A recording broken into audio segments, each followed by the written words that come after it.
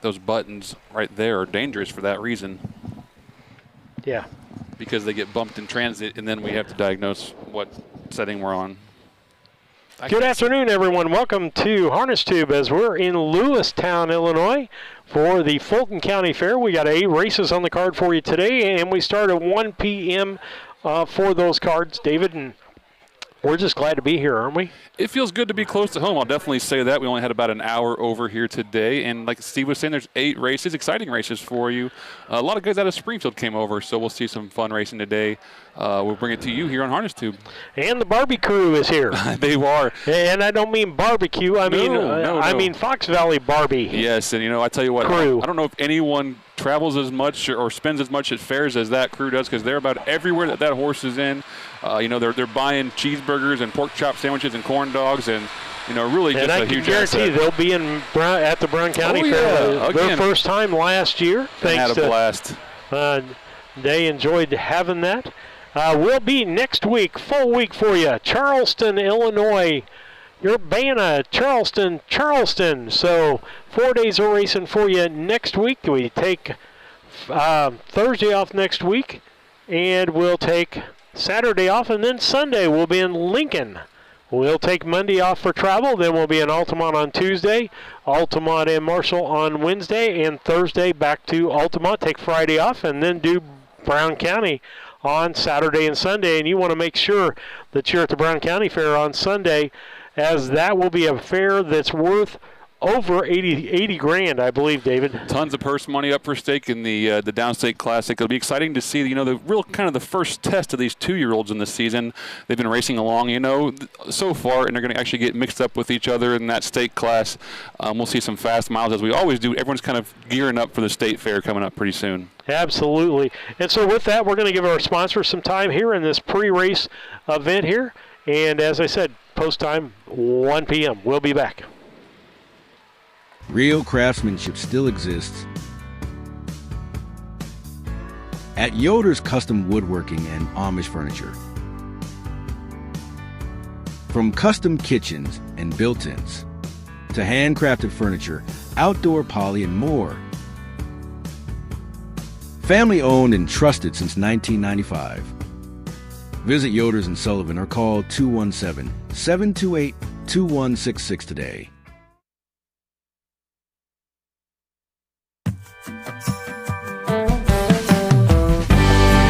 Avenatti Racing, a third-generation, family-run stable with a legacy of excellence. Centrally located between Illinois, Indiana, and Kentucky racing programs, Avenatti Racing specializes in buying yearlings, breaking, training, and racing top-performing standardbreds. Call 217-840-6469 or email avenattiracing@gmail.com today. Avenatti Racing, from yearling to racetrack, we build contenders.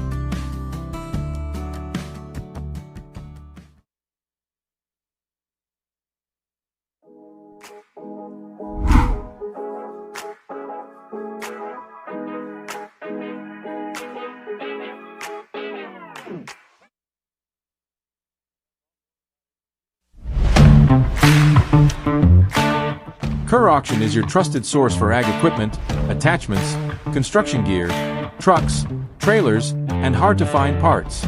With live and online auctions at kerrauction.com, you can bid from anywhere, field, job site, or front porch. From big equipment to small parts, if you need it, Kerr Auction has it. Don't miss your next deal. Check out kerrauction.com today. Kerr Auction, built for the working world. Why pay more for the same groceries? Your favorite brands at prices you'll love. Right here in Mattoon. Family owned and proud to serve our community. Proud supporters of local harness racing and the Coles County Fair. Stop in and save today. B&D Grocery in Mattoon.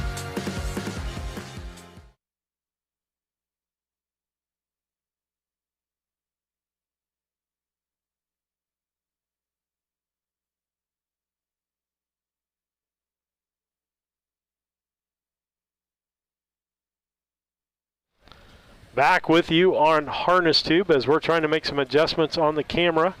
Lisa, go ahead and go through your numbers again.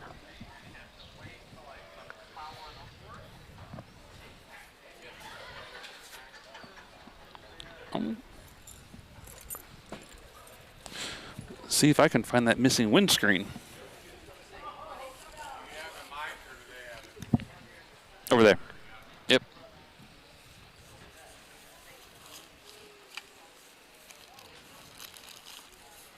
So we're glad that you're on board today. We're trying to make some adjustments on the camera, see if we can make it better for you. Too dark.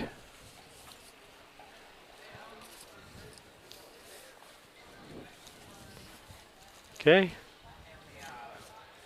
Auto, leave it on auto. All right. All right. Well, we're glad to be on board. We're glad to have sponsors on board too, David. We can't do this harness racing without our sponsors that are out there and have been good to us. Some of them for 4 years. I know. This is our 4th year of doing this, our 4th season. And we're so appreciative for not only our sponsors, advertisers, donors, what have you.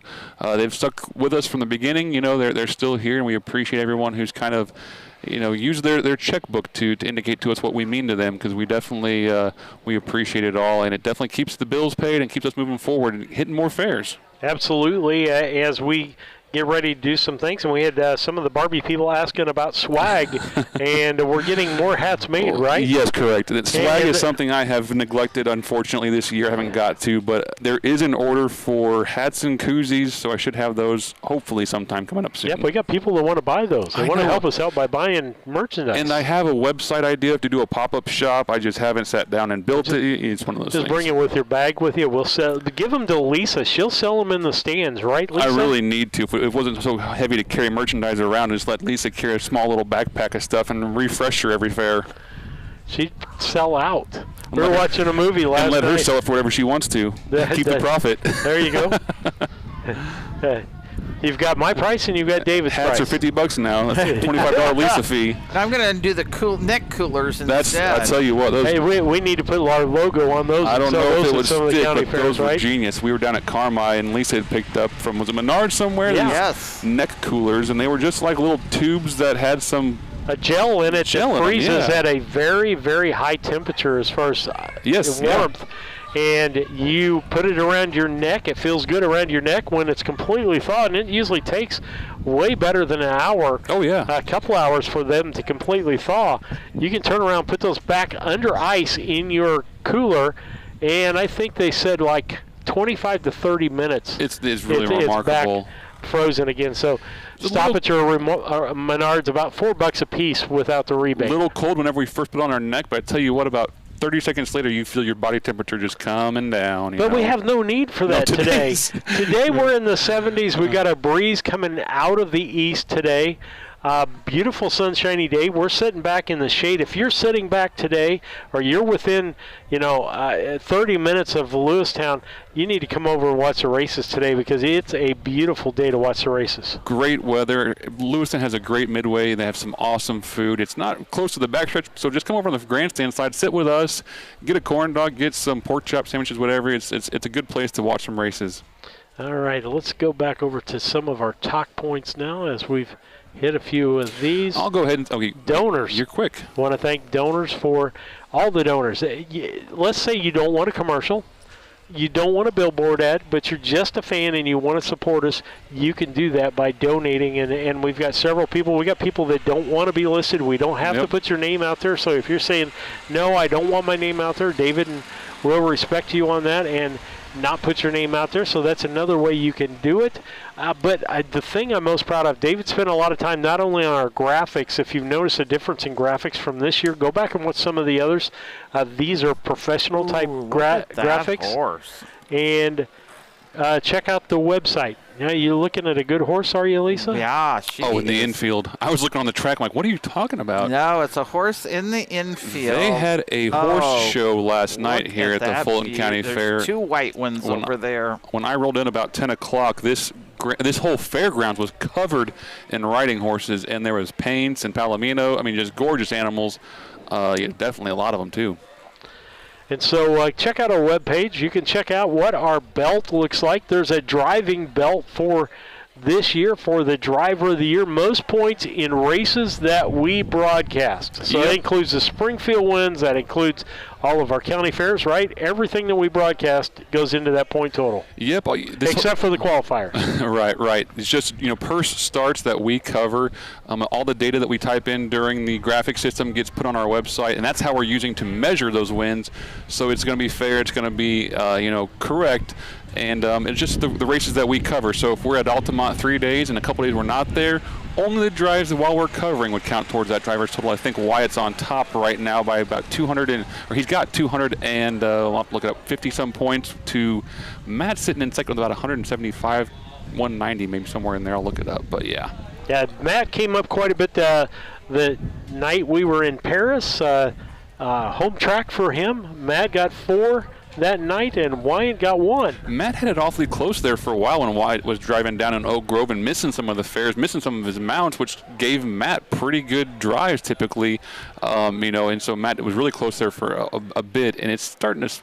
Here we go. Wyatt's at 259 to Matt's 175, and good old J.D. Finn sitting in third with 119 points and 14 wins on our harness tube season. That's out there. If you don't know who we're talking about, there's profiles on most of those drivers out there. If you're a driver or owner or trainer and haven't put a profile out there, we would love to see your profile out there on the web with that. And speaking of the website, quick reminder, last night I finished up the race replays page. So now on harnesstube.com, you can go to our replays section, and there are buttons to click on for every race. So if you want to go see, we'll say the 2-year-old colt Pace from Paris, you go right to Paris, click on the day, click on the race, and it's going to take you right to that race in the YouTube broadcast. You don't have to go to the big 4-hour broadcast and try to find where that race is in all the big mess of all of our talking. And the other thing I'll let people know today, there will be no car cam with 8 races today, and it's a not as wide track. Right. I would just soon Stacy not be following the pack on this track, as it is a pretty narrow track that he gets up and gets out of the way. And so we have to take track size in. We have to take how many races are there and what we think that quality of that picture is going to be for that day. So that will not be out there today in case you are looking for that. But we're glad that you're here. We're going to take another quick commercial break. We'll be back after these messages. Experience matters. At Simmons Stable, Illinois Hall of Fame trainer Tom Simmons, along with wife Benita, has built a legacy of developing and racing championship standardbreds. From yearling to winner's circle, every horse is guided with experience, expertise, and care. Simmons Stable, 217-801-4246.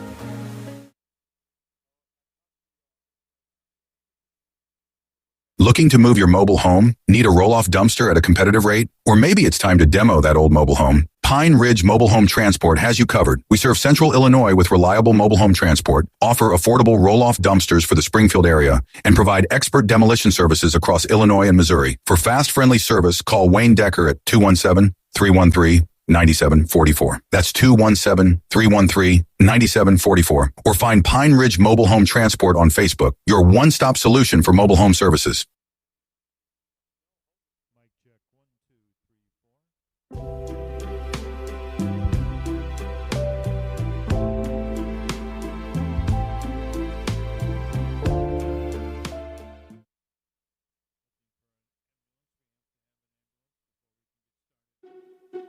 Long before the crowds arrive, the work is already underway. Track after track. Kevin Miller's stable campaigns winning standardbreds across the Midwest.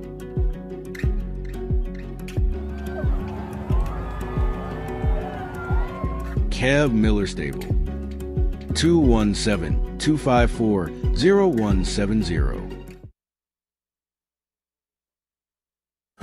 For over 40 years, horses have been our way of life. Built on experience, patience, and care. From sale preparation to rehabilitation, we are committed to helping horses reach their potential. Brenneman Equine, a tradition of horsemanship. Call Lamar or Ronnie today.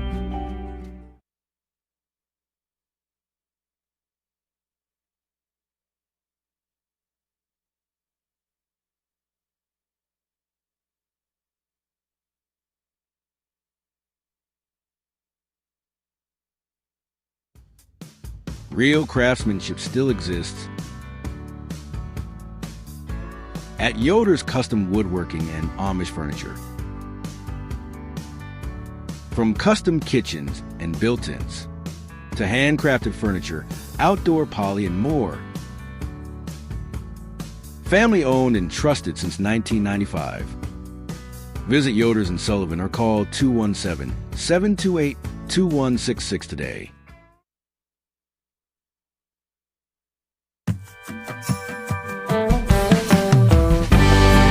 Avenatti Racing, a third-generation, family-run stable with a legacy of excellence.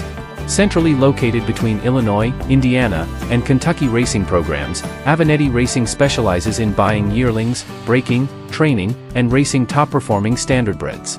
Call 217-840-6469 or email avenattiracing@gmail.com today. Avenatti Racing, from yearling to racetrack, we build contenders.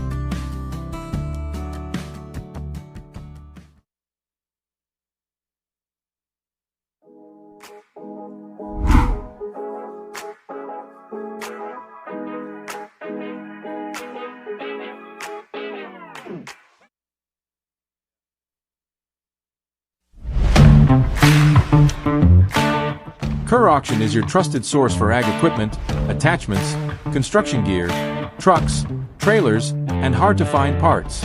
With live and online auctions at kerrauction.com, you can bid from anywhere, field, job site, or front porch. From big equipment to small parts. If you need it, Kerr Auction has it. Don't miss your next deal. Check out kerrauction.com today. Kerr Auction, built for the working world. Why pay more for the same groceries? Your favorite brands at prices you'll love. Right here in Mattoon. Family owned and proud to serve our community. Proud supporters of local harness racing and the Coles County Fair. Stop in and save today. B&D Grocery in Mattoon.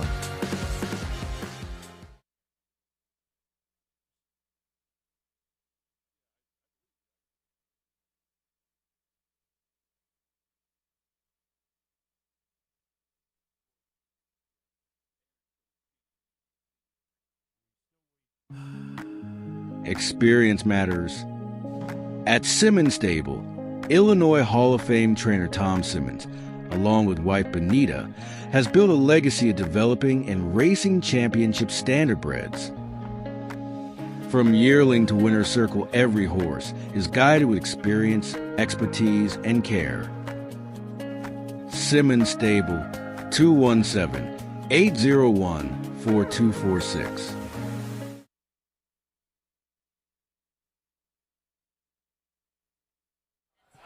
David, we're back.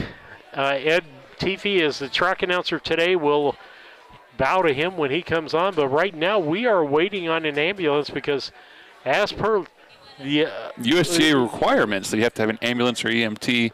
Or I'm not sure what the requirement, the licensure requirement is, but you have to have a medical staff on hand. And Carmi, we needed it the first race the other night. Oh man, talk about scary stuff happening. Glad to see Jordan Patton get up. So what is the ambulance is about here? Great day of racing scheduled here this afternoon at Lewistown. 8 races sponsored by the Illinois Standardbred Association. Horsemen, let's bring on that first race. We ask that you please stand now and face the infield flag, and we'll honor America with our national anthem. You can start the national anthem.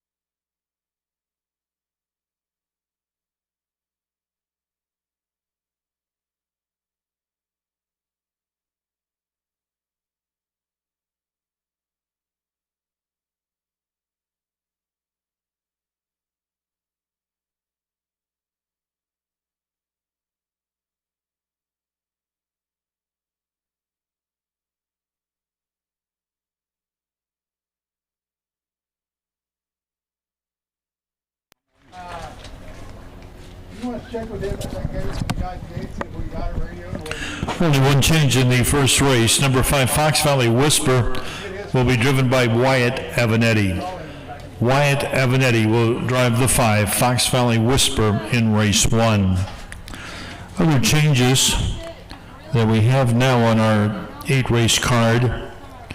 In race number 3, number 5, Johnny Hawkinsville, will now be driven by Wyatt Avenatti. Lower third. Race 3, the 5, change the driver to Wyatt Avenatti. Race number 4, watermark. Scratch the 4, Fox Valley Go Time. Race 4, scratch number 4. No changes in race number 5. Race number 6 is clean at this time. Race number 7, number 1, Magic in March, will be driven by Mike Cox. Race 7, the driver of the 1 will be Mike Cox. In race number 8, we think number 1, She's Real, will be driven by owner-trainer Jacob Radel. And number 2, Rock of Angels, will be driven by Jamaica Patton. So in race 8, Jacob Radel on the 1.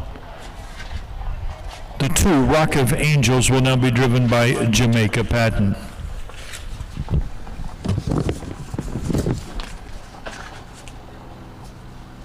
All right, David, we can take a quick look at our picks there. Lisa and you went with the 4-horse on this, Cowboy Carter.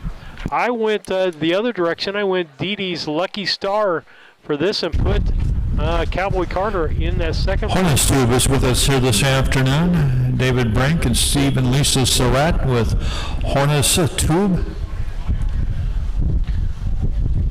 They cover most of the Illinois County Fair races on their YouTube station, Hornets Tube.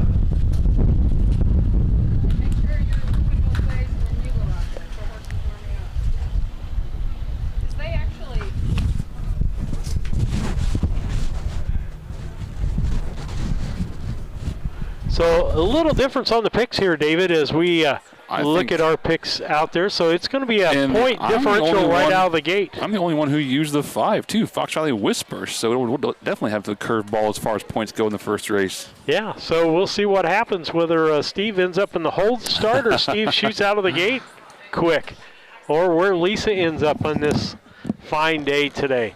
I tell you what, you could not get a better day for harness racing. If this was baseball, we would be saying, let's play 2. Say what? Hey, I said it's a beautiful day out here. If it was baseball, we'd say let's play 2, right? I don't know. I don't get in the sunlight where it's hot. I like here where I'm in the shade, nice and breeze. I'm happy. I'd be in the announcer's box. So guess what? Hey, let's play 2. Absolutely. And the ambulance is here. The horses are on the track. We're probably going to get our post parade here fairly quick. Races are on for the first race, 2-year-old Colton Gelding Pacers in the Illinois Standardbred Association.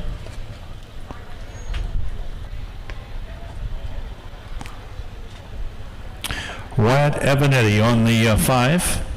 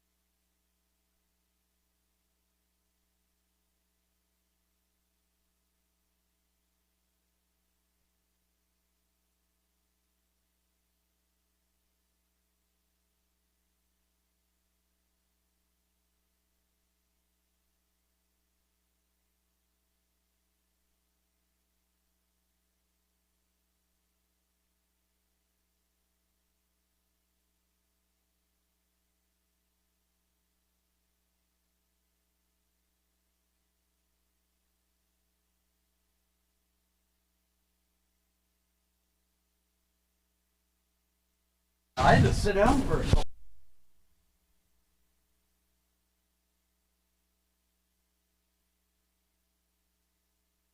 Head up there. But Tina's So here's your field for the first race. 2-year-old Colt Pacers for a purse of $1,702. Number 1 is Deborah Rule, owned by John Cransican Jr. of Streeton. Cole Prather is the trainer, with Connor Prather driving. 2 is Clios Liquidity, owned by Mark and Karen and Philip Walker of Carrollton. Mark Walker, the trainer, with Mike Rogers. 3, Dee's Lucky Star, owned by Ron and Dee Phillips of Athens. Dietrich Kelly of Canton, Mississippi. Jamaica Patton of Rochester. Jamaica Trains and Drives. Number 4, Cowboy Carter, owned by Step by Step Racing at Davenport. Mark Winship of Canton and Scott Lester of Knoxville. Rob Butoff is the trainer, with Matt Avenatti. And number 5 is Fox Valley Whisper, owned by Carlos Santos of Springfield. Alex Cante is the trainer, with Wyatt Avenatti. 5 2-year-old Pacers, all bred, of course, in the state of Illinois. We'll move in behind starter Stacy DeRoos here for the first race. Should be a good one. The 3, Dee's Lucky Star, has won 2 of 3 starts this year. And the 4, Cowboy Carter, 3 wins in just 4 lifetime starts. They're in behind the gate. Race 1.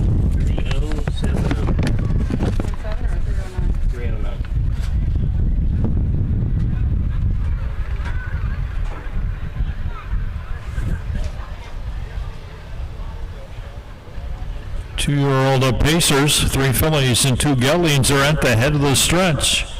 Gate will start picking up speed. 16th away, and here they come. They're off in a pacing. Cowboy Carter drives on quickly. Also on the move is Dee's Lucky Star, and Dee's Lucky Star is going to lead them into the first turn. Dee's Lucky Star with the lead. Cowboy Carter drops in there second. Clios Liquidity has made a break. They move around that first turn. Up front, the leader, Dee's Lucky Star, by a length and a half. Cowboy Carter is right there second. Racing the third is Fox Valley Whisper. Back there fourth now is Clio's Liquidity, and Deb Rue is the trailer. 5 Illinois bred 2-year-olds was at the quarter in 33 seconds. 33 seconds off that first quarter. Dee's Lucky Star leads by a length and a quarter. Cowboy Carter is right there second off the 3/8. They race towards the half-mile marker. Still single file, but here's a move now by the other Avenatti, Fox Valley Whisper. They raced past that half-mile marker. Dee's Lucky Star on the inside. Cowboy Carter now flushed out of the pocket. Right on his back is Fox Valley Whisper. Clio's Liquidity on the inside. There's fourth and Deborah Rue. Off half in 105 and 2/5 of a second. 5 and 2 off the half. They're over past the 5/8 now. And they battle up down the backstretch. The filly Dee's Lucky Star's on the inside. Cowboy Carter is right there second, a half a length back. Racing third is Clio's Liquidity down along the rail as they race on now past the 3/4 mile marker. Battles up front. We had a breaker there in the turn, but the battles up front with the filly on the inside. Dee's Lucky Star on the outside. It's Cowboy Carter. Cowboy Carter and Dee's Lucky Star. Cowboy Carter on the outside. Dee's Lucky Star on the inside. And Cowboy Carter is drawing off here, hand driven by Matt Avenatti. Cowboy Carter is going to run it by about 7. Dee's Lucky Star was home second, followed by Deborah Rue, Fox Valley Whisper, and Clio's Liquidity. 281.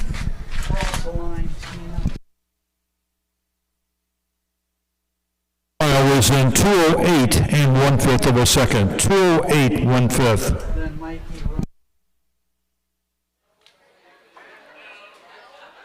Well, I know you and Lisa got the winner on that, but it was a really good race all the way around. And Cowboy Carter comes on down the home stretch to take that one. David, a good race to start with. Yeah, we didn't quite have the graphics right. I think we had a driver's change a little last minute there, but oh, good to see the owner here. I think I see Mark Winship going to winner's circle from here in Fulton County. appreciate all of his investments into our sport. Glad to see him have some success on his home track. But yeah, great race. I think we had some driver changes a little last minute. I'll get those scrubbed up. I think Wyatt was on the 5 and Matt was on the 4, but we'll get that cleared up for you guys.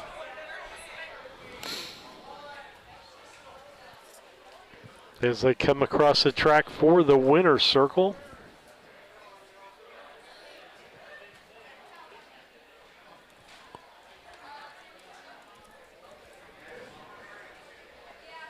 People coming from the backstretch. This may be the biggest winner's circle of the year right here. So far, huh? It's not very small, that's for sure. Coming in from the other side of the track also. The Fair Queens out there. Carolyn Spangler.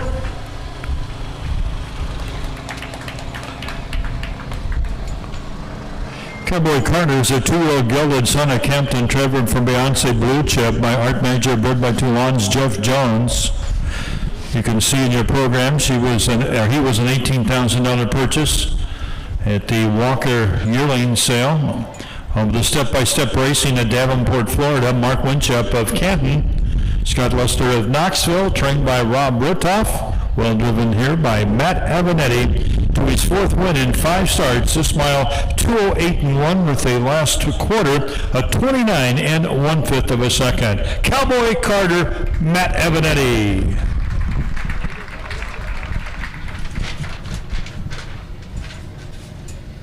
Did get the queen up front, boys.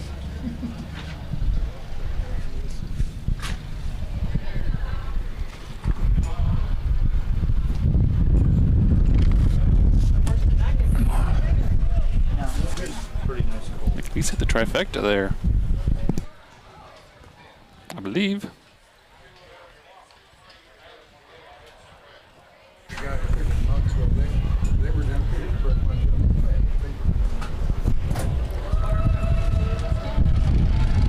Heads up, everybody. Water truck coming past the grandstand here. Also, horses warming up, so be attentive out there as you move back across the racetrack. Yeah, it looks like Lisa with a trifecta. You got 60 points out of that. I got the mere 20 points.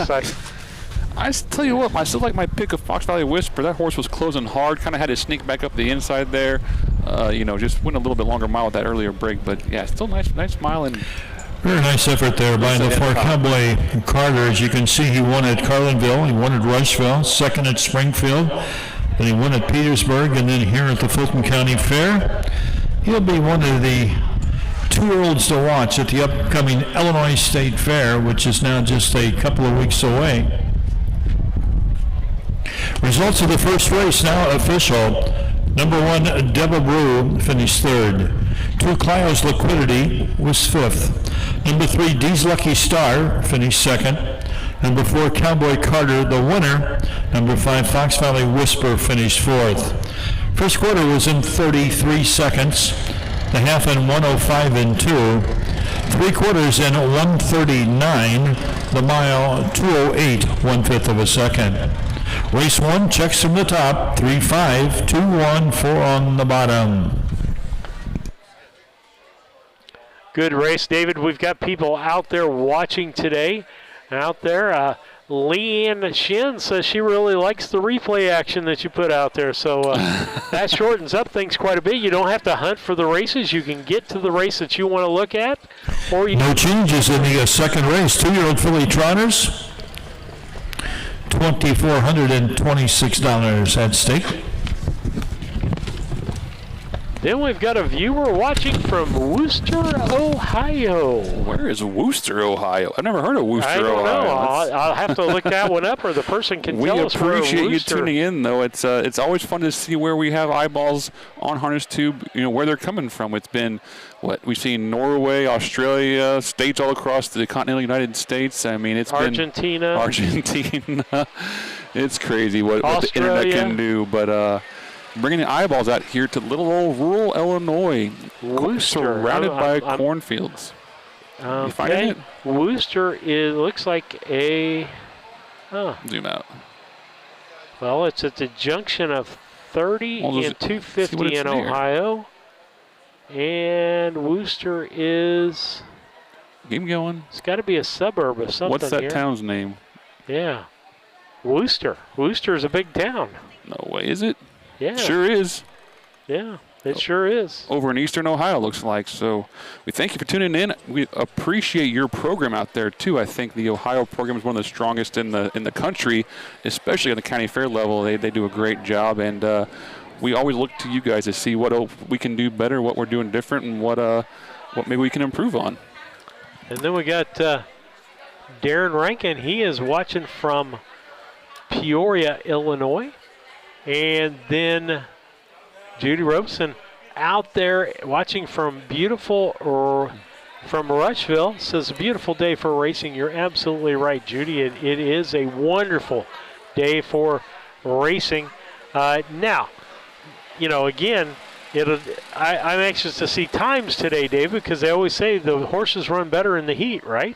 When it's really hot out, yeah, I don't know if it's the muscles being looser and more limber or what, but yeah, you will see times go faster whenever it's one of those scorching hot days. You'll see still the best out of the horse today, but just not that extra little, oomph, if you will. I got to look here. Is he warming up a horse? Who, Connor? Connor? Oh, yeah. Okay. Yeah, because it's a pacer, and this is coming up as a trot. There's the one horse right there in front of him. Oh, okay.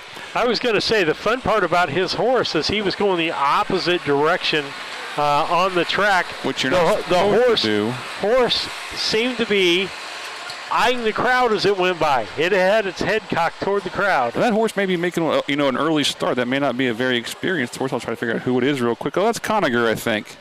That's got to be Conager. Yeah, that's Conager's wanting to see who's in the stands today. That's one of your favorites, I know by name alone. I do.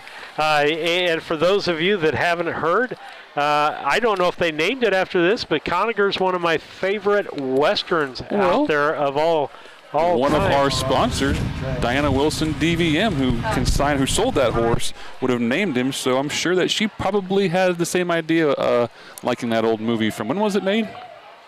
Boy, I'm trying to think. It was not real. I'm going to say it's been made in this century. I don't recognize it in the 2000s. Yeah. Okay. Because it's got who's the handsome guy with the big mustache? Sam. Sam. Yeah. Yeah. I keep wanting to say Walton. Trevor's around for the second race. Illinois Standard Association 2-year-old filly trot for a price of $2,426. No changes. We'll see how quickly they get to the gate. The other night, I was amazed in Carmi. Man, they kept it moving all night long, and we raced in less than 15 minutes up. It was pretty race. crazy, and they got done, and it was still daylight out. It's a nice thing not to have to use the lights that they had down there. Now, it might have been 16 or 17 minutes a race, but that's still closer to 15 than 20, and that's what we're shooting for. And that for. was with the incident with Jordan. With Jordan in the first. So technically speaking, they ran under 15 minutes a race, if you just count. Which is fantastic. Yeah. Boy, I tell you what, folks, we need some rain. I know they had some rain while we were gone over in this area, but they have dumped several hundred gallons of water. And if you're looking at the FS truck going around here, he's literally dumping it on the track. He's going fast enough, yeah. The pump must be putting it out there pretty heavy, because he's going fast enough to get it nice and feathered out over the track so we don't have puddles and mud spots. Absolutely. They say they're out here. We'll hopefully get a parade here shortly. I haven't seen Mike Brink yet. Have you or someone else driving that horse? Not sure. We'll find out, I guess, together. Trying to look at race 2 here. Turn pages. He's on the 2. Well, we all use the 3 on top. I think we've bought into the Samantha Lou hype. Kurt's talked about how Jamaica was quoted as saying that's one of the fastest young trotters he's ever had.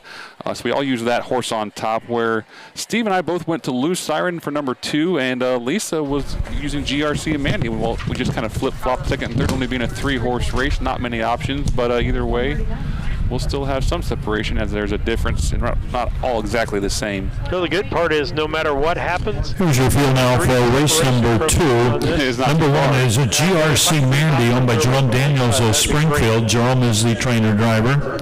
2 is Lou Siren owned by Michelle Blackburn of Springfield, Darren Tornier of Liberty, and Mike Brink of Springfield. Mike Brink, the trainer driver. 3, Samantha Lou, owned by Ron Phillips of Athens, Jamaica Patton of Rochester, and Monty Thompson of London Mills, Jamaica Patton, the trainer driver. He has to pay 100 when he hands the.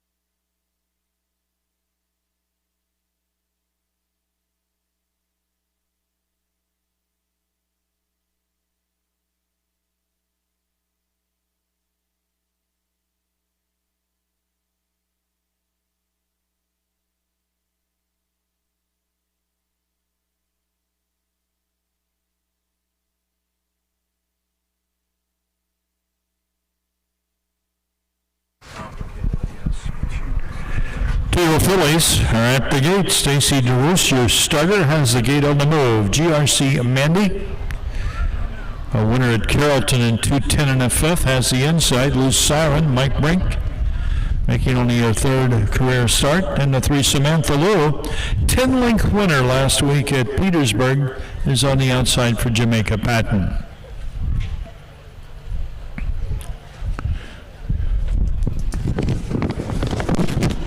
Here they come. Good start for the 2-year-old fillies. Out quickly is Lou Siren.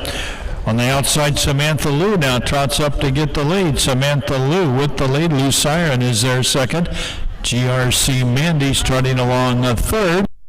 As we race around the first turn, Samantha Lou, the leader, has made a break.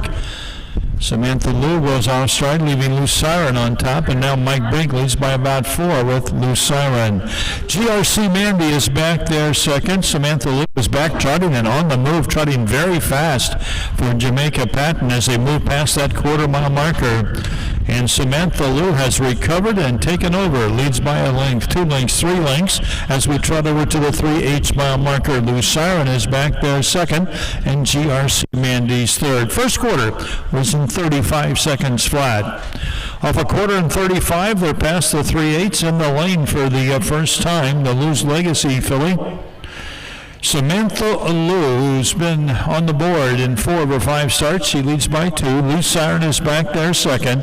GRC Mandy sitting on the outside is a little closer third as the fillies move past the half-mile mark over to the 5/8. The half was in 107 flat, 107.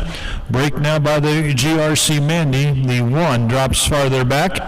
Samantha Lou continues to lead here for Jamaica Patton by about 4. Lou Siren is there second.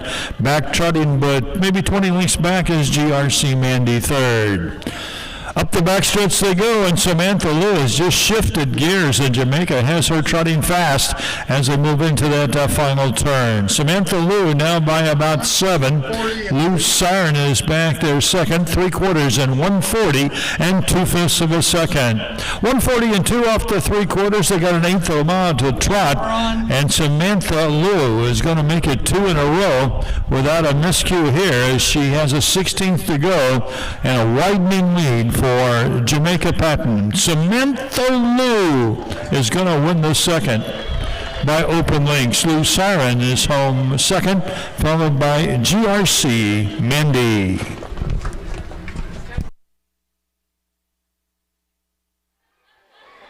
I'll get our volumes back up this time, David. Sorry about that. Rachel's saying her dad liked that movie. We've got somebody watching from Decatur, but also Linda says out there, she got us correct here. Love it, the internet.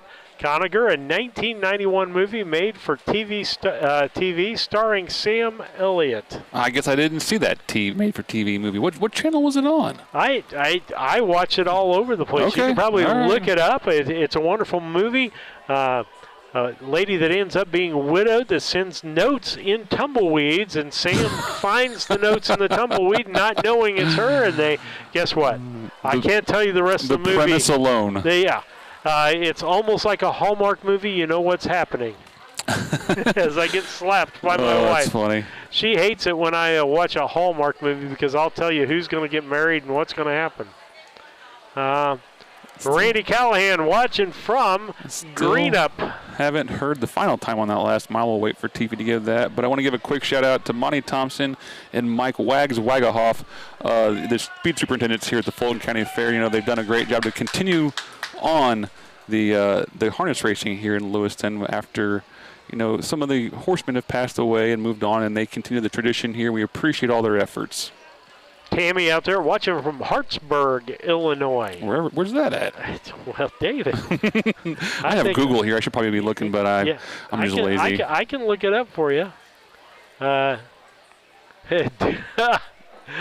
Randy Callahan.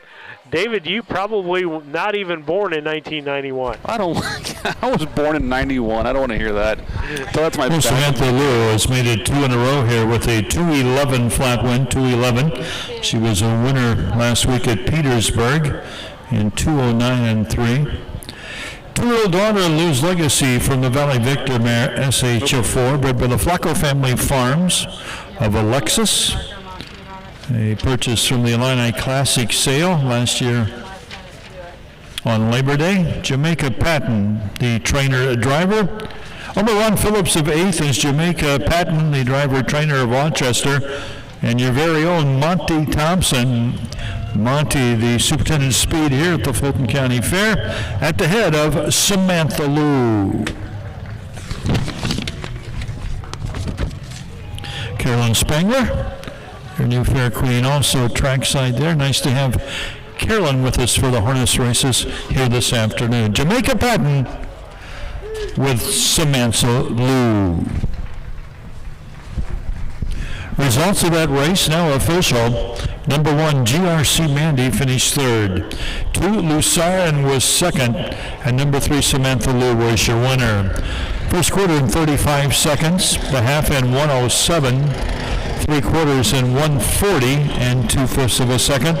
That mile was in 2:11. Race 2 checks down 3, 2, 1 on the bottom.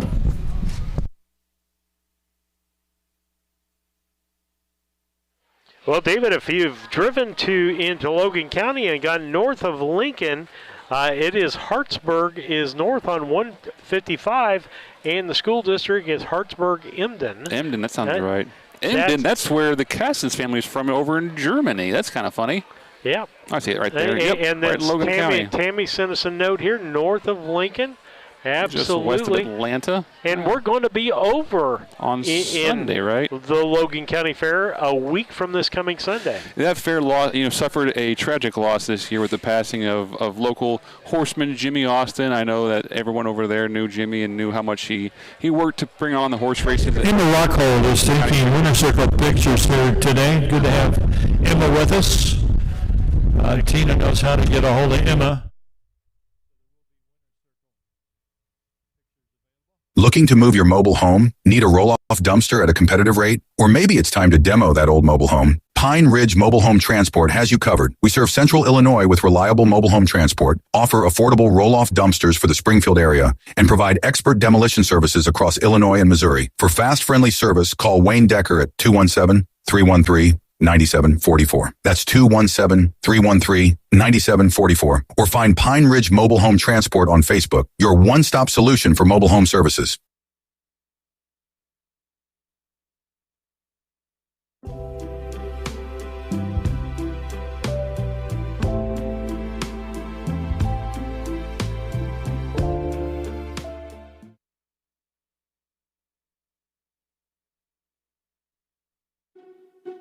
Long before the crowds arrive, the work is already underway. Track after track. Kevin Miller's stable campaigns winning standardbreds across the Midwest.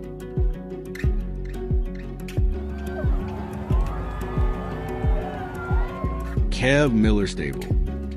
217-254-0170. For over 40 years, horses have been our way of life. Built on experience, patience, and care. From sale preparation to rehabilitation, we are committed to helping horses reach their potential. Brenneman Equine, a tradition of horsemanship. Call Lamar or Ronnie today.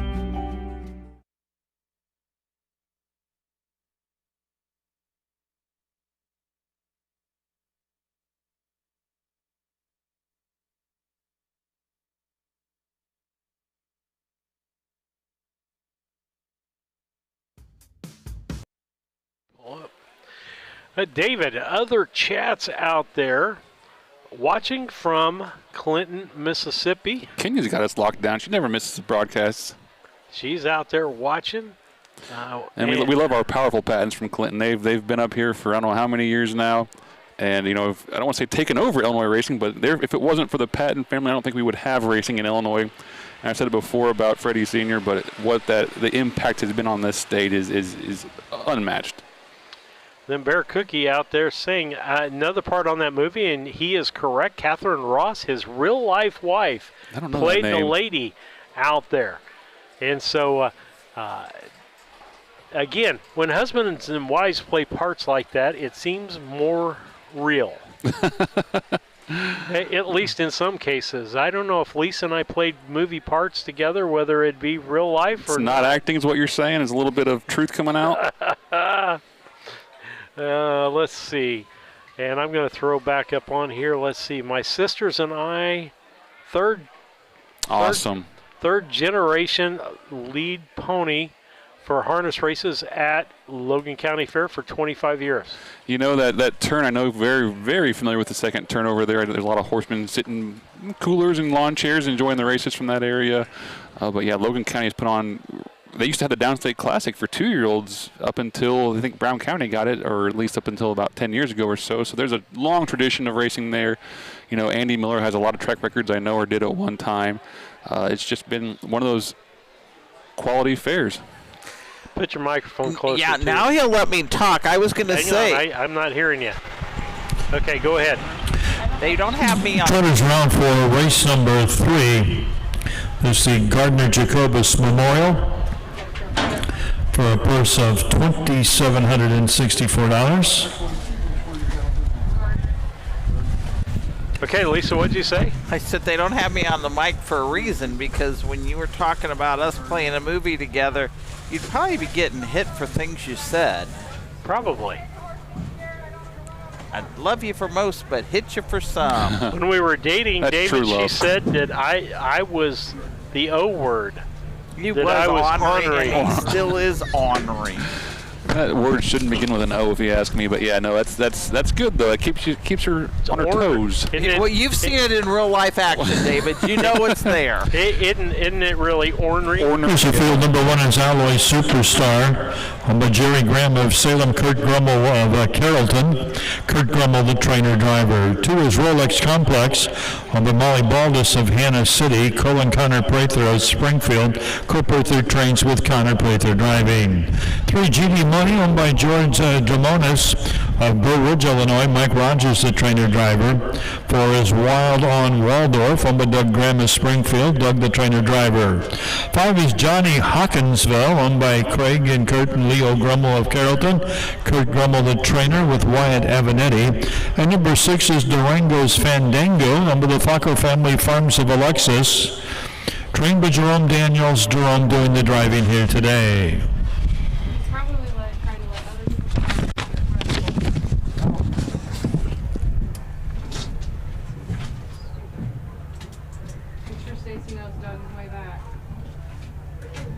We got Dougie way back here, Stacy.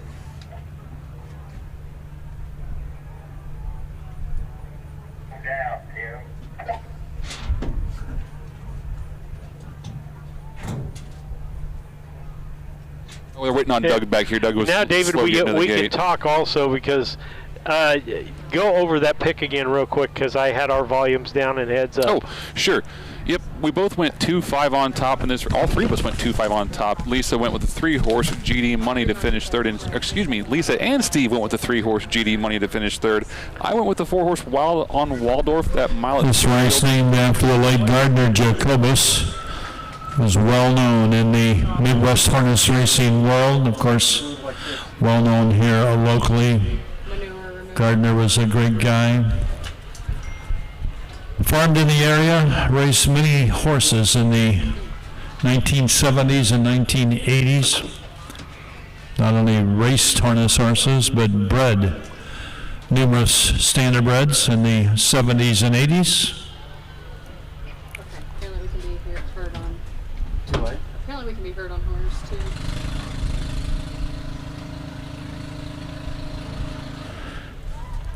So trotters moving in behind the gate here in the Gardner Jacobus Memorial. 5 on the gate. The 6 Durango's Fandango will start in the back tier.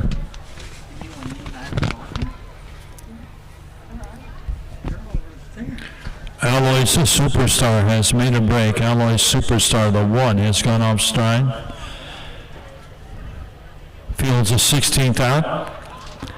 And here they come.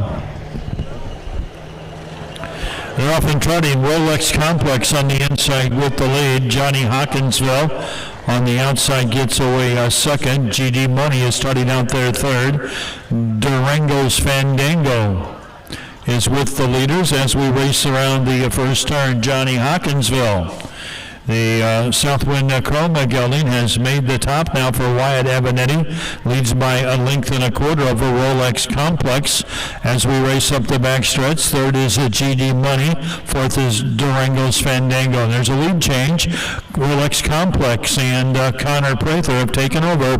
Rolex Complex, the new leader, now by 2.5 lengths. 34 4/5 of a second past the quarter. A trot over to the 3/8 mile marker. Johnny Hawkinsville is back there second. GD Money is trotting third. Durango's Fandango is back there fourth. Racing fifth is Wild on Waldorf as they race through the lane in single file here towards the half-mile marker. The leader is Rolex Complex by 2. Johnny Hawkinsville is still there second. GD Money is racing third. Durango's Fandango is back there fourth. Wild on Waldorf and the trailer's Alloy's Superstar. 107 and 4 off the half and 7 and 4. They trot now past the 5/8 mile marker. It's Rolex Complex and Connor Prather by a length and a half. Right there second, though, is Johnny Hawkinsville getting a nice strip there for Wyatt Avanetti. Durango's Fandango's closer now for Jerome Daniels, a closer third with a quarter amount of trot. We got a good horse race in the 2-year-old trot here. It's Rolex Complex on the inside. 144-2 off the three-quarter, and now on the outside, it's Johnny Hawkinsville with a head lead. Johnny Hawkinsville on the outside. The Rolex Complex is not giving up, fighting back on the inside. Rolex Complex now has regained the lead. Johnny Hawkinsville on the outside. Rolex Complex and Johnny Hawkinsville. Now Johnny Hawkinsville is getting up. Johnny Hawkinsville is going to win it unofficially by about a half a head there. It looked like Johnny Hawkinsville was the winner. That's totally unofficial by about a half a head over a very game Rolex Complex. Tell nobody to come to the track. We still got somebody coming, finishing way over here. Okay. And we still have a horse.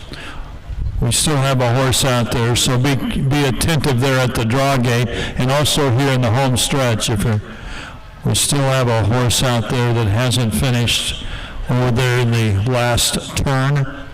Hello. 2:12 Okay, got it. What? Guys, good finish on that race. Yeah. I'm saying Hawkinsville by a nose. I'm at a different angle than I thought I was when I watched the finish, but I was going to say at least a head, maybe a half a head or so, but Brady is a little to my left, so I'm not a positive about that. I'd say a nose, head, somewhere in there. But we'll see what the official photo says. Brady Schrock, the official photo finish guy. He'll get the final say in this, right? The mile was in 2:12 and 1/5 of a second, 2:12 and 1/5. The correct three-quarters was 1:42 and 2. Three-quarters was 1:42 and 2. The mile was 2:12 and 1/5 of a second. Your superintendent of speed, Monty Thompson, coming trackside now to make the Gardner Jacobus blanket presentation. So again, Gardner was very instrumental with the Midwestern Illinois Colt Association. Raced throughout the Illinois County Fairs and at the Illinois State Fairs in the 1970s and 1980s. A real gentleman, liked by all. Your fair queen is back out there.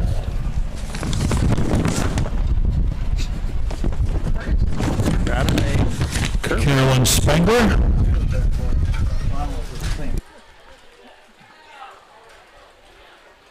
Mike Kurt went another half mile there. Yeah, he did, because he got the horse back in stride just past the start-finish line here. And didn't want to teach the horse bad habits. Johnny Hawkinsville, it's official now, by a head. Johnny Hawkinsville, the winner of the fifth race. He's a two-year-old gelded son of Southwind Chrome from Smarter Than Smart by Muscles Yankee. Owned and bred by Craig, Kurt, and Leo Grummel of Carrollton, Illinois. Leo Grummel remembers the late Gardner Jacobus very well, as Leo was active, as I was back in the 70s and 80s, when Gardner Jacobus was a well-liked competitor at these Illinois County Fairs. So the Gardner Jacobus Memorial Blanket being presented there by your fair queen and Monty Thompson to the Grummels of Carrollton, Illinois. Wyatt Avenatti, the driver of Johnny Hawkinsville.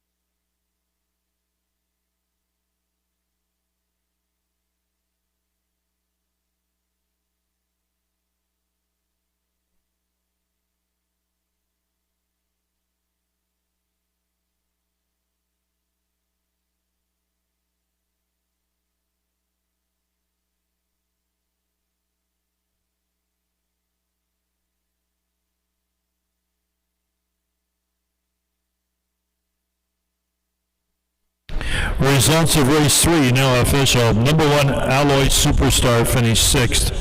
Number 2, Rolex Complex in a big effort was 2nd. Number 3, GD Money finished 5th. Number 4, Wild on Waldorf was 4th. Number 5, Johnny Hawkinsville, the winner. And number 6, Durango's Fandango finished 3rd. First quarter was in 34 and 4/5 of a second. Half in 107 and 4. Correct 3 quarters, 142 and 2/5. The mile was in 2:12 and 1/5 of a second. Race 3 from the top checks down, 625, 413 on the bottom. Okay. Yes. Well, we were talking ahead, and I had us down again, about Kurt taking the horse around, trying to make that horse not get his way he's around off, there. I didn't see. Is he still going? No, he's off. No, he's still going. He's trotting back there. Yeah, he's full stride. I hope he's okay. I worry. I don't know. It doesn't look very. Yeah, like he wants to be back out He's just kind of letting him get tired, I think, doing his own thing. But I thought. Yeah, it's got to be rough in that cart, as I started to say off mic. In race number 4, the 4, Fox Valley Go Time has been scratched. Race 4 scratched the 4. So I started to say it's got to be kind of rough in the cart when the horse wants to gallop like that. You bob up and down for sure. It's not a very smooth ride, and you're so close. You go straight up and straight down. The jog cart, you're further enough away from the horse. You don't get the the full up and down as much. But in the race bike, it can be jarring for sure. There's no suspension on those things. Keep in mind, those are high pressure or high air pressure tires.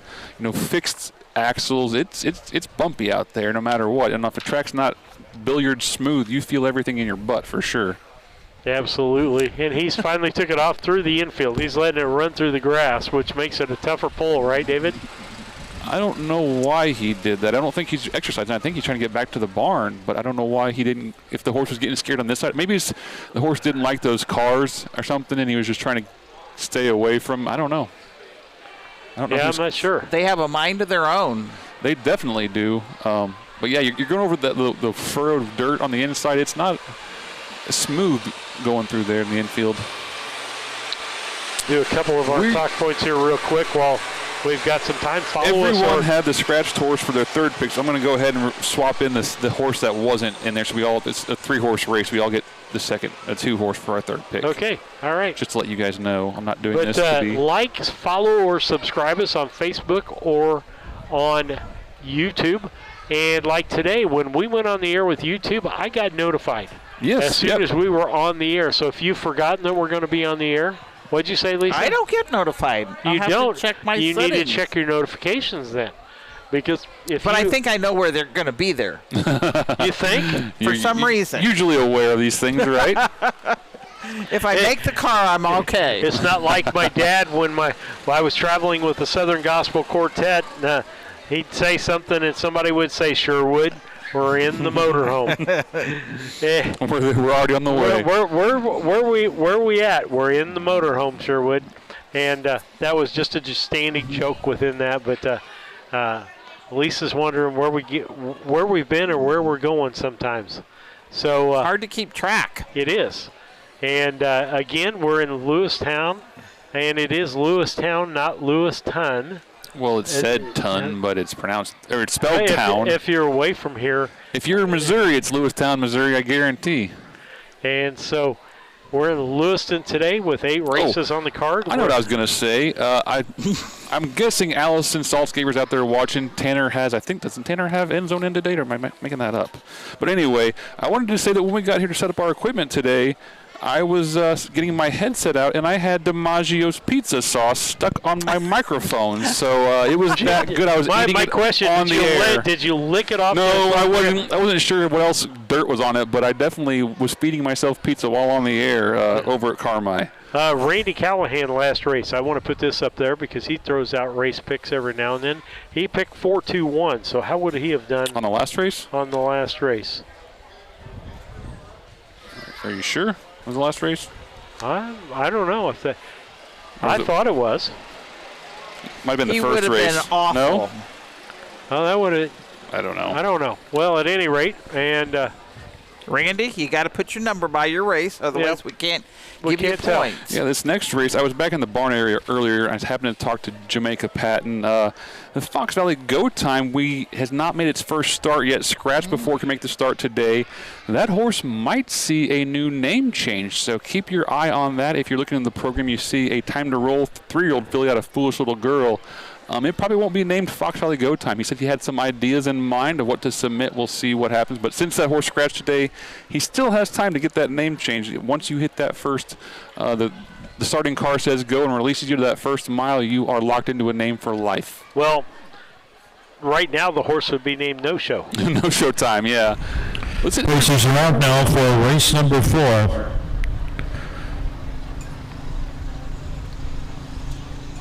Tough Trucks in front of the grandstand tonight here at the Fulton County Fair. Don't want to miss that. Tough Trucks. Should be a beautiful night.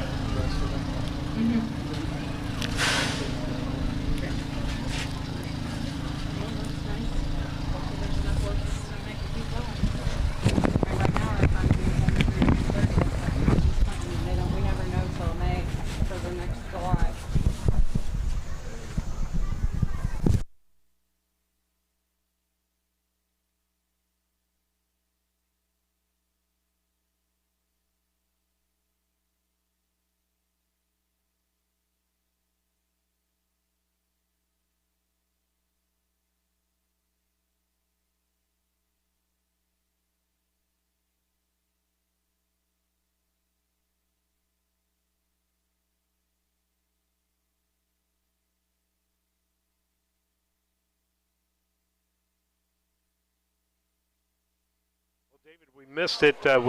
We'd got that replay set up and forgot to hit the replay on that one that was by Illinois Standard Association 3-year-old filly pacers. Number 1 is Fox Valley Barbie, owned by Kevin Miller of Arthur, Bart Seals of Mason, and Penny White of Altamont. Kevin Miller, the trainer, with Wyatt Avenatti. 2 is Kimmy Skylerman, owned by David Williams of Byron, Mississippi. Jamaica Patton, the trainer, with Mike Cox. Number 3 will be San Antonio Storm, owned by Rushville's George Pollock. Cole Prather, the trainer, Connor Prather, the driver, and the 4 has been scratched. Scratch the 4, Fox Valley Go Time.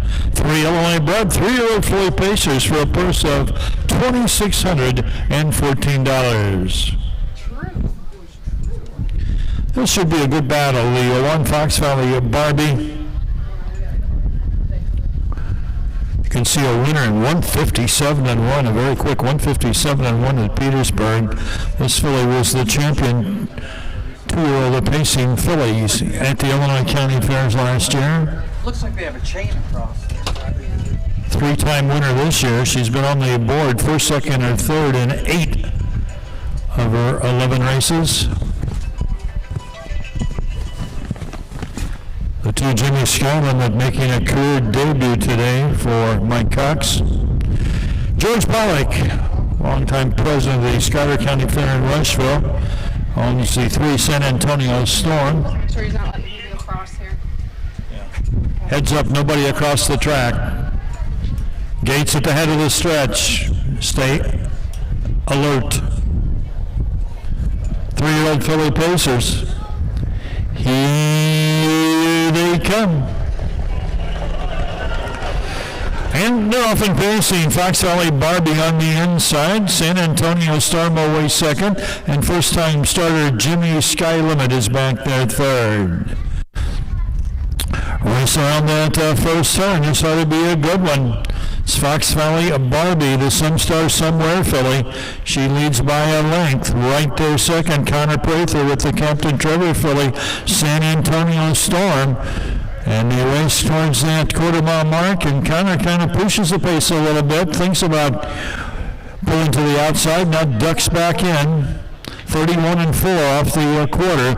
Fox Valley Barbie leads by a length and a quarter. San Antonio Storm gets the perfect trip right there second. Those two lead by about 20 over the first-time starter Jimmy Skylerman. Race towards the half. Fox Valley Barbie A 15-time career winner, leads by a length and a half. San Antonio Storm, who has really been improving as of late, is right there second. The half in a quick 101 3/5 of a second. 101 3/5. They move over to the 5/8. Barbie by a length and a quarter. San Antonio Storm is right there second. They head up the backstretch. Some Star Somewhere Philly, Fox Valley Barbie by a length, San Antonio Storm right on their back. They got just over a quarter of a mile to go. And two horses in contention, but two of the best racing at the fairs this summer are going to battle it out here. We're halfway through that final turn. Fox Valley Barbie on the inside, San Antonio Storm, they're not tipped to the outside. Barbie on the inside, on the outside, San Antonio Storm, Fox Valley Barbie. San Antonio Storm is coming at it, but Fox Valley Barbie is going to win again. Fox Valley Barbie by a length and a quarter. San Antonio Storm home second in a nice effort there for Connor Prather. 202, 4/5 of a second. 202, 4/5.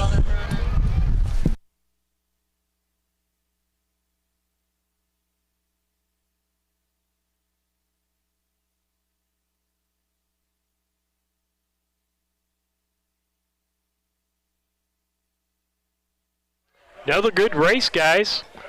Competition all the way around the track as the San Antonio Storm was right on the neck of Barbie up until the stretch, and Barbie pulls everything else. And you guys both picked Barbie on that one. I picked San Antonio Storm, so I took a big hit on that, but a great race. Really just a kind of a two-horse race. I don't think Jimmy Skyman was hoping for that go time would be in. They could kind of race in the back of the pack, but those two on top were just too much ultra tough fillies, and we want to congratulate Fox Valley Barbie, all of her connections. What a nice win out here. They were definitely excited. Fulton County Fair, Carolyn Spengler back out there trackside. The trophy presentation here for the fourth race. The time was 2:02, 4/5 of a second. 2:02, 4/5. 31 and 4 to the quarter, 101 and 3 to the half. 3 quarters, 133 and 2. Last quarter and 29 and 2. The mile 2:02, 4/5. And it's fun, David, every place we go to see those pink Barbie shirts out there. And the owners coming and bringing their fans with, other. Horseman ambulance just left, so don't get in any hurry here to bridle up for the 5th. We don't have an ambulance, so we probably going to have a little break here, horsemen, so hold off a little bit for race 5. Well, folks, here's the winningest filly last year as a two-year-old during the Illinois County Fair circuit. Fox Valley Barbie's a 3-year-old daughter of Some Star Somewhere from She's a Hot Mess by American Ideal. Bred by the Walkers in Sherman, their Fox Valley Standardbred Farms. Made almost $30,000 last year at 2. Has won for the 4th time here this year at 3. She's owned by the Whites of Altamont, who are down there trackside in their pink shirts, also owned by the trainer Kevin Miller of Arthur and Bart Seals of Mason. Trained by Kevin, driven here by Wyatt Evanetti to an impressive victory in 2:02 and 4/5 of a second. Wyatt Evanetti with the Kevin Miller trained Fox Valley Barbie. Results of the 4th race now official. Number 1, Fox Valley Barbie, the winner. Number 2, Jimmy Skylement was 3rd. Number 3, San Antonio Storm was 2nd. The 4 was scratched. First quarter was in 31 and 4/5. The half in 101 and 3/5. 3 quarters in 133 and 2/5. The mile 2:02 and 4/5 of a second. Race 4 checks from the top. 1-3-2. Scratch on the bottom.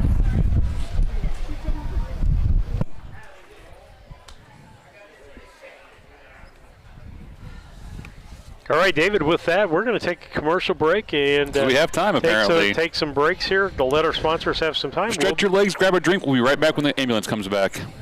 Craftsmanship still exists, at Yoder's Custom Woodworking and Amish Furniture. From custom kitchens and built-ins to handcrafted furniture, outdoor poly, and more. Family owned and trusted since 1995. Visit Yoder's in Sullivan or call 217-728-2166 today.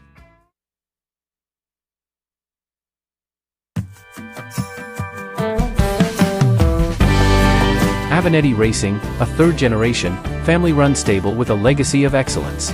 Centrally located between Illinois, Indiana, and Kentucky racing programs, Avenatti Racing specializes in buying yearlings, breaking, training, and racing top-performing standardbreds. Call 217-840-6469 or email avenattiracing@gmail.com today. Avenatti Racing, from yearling to racetrack, we build contenders.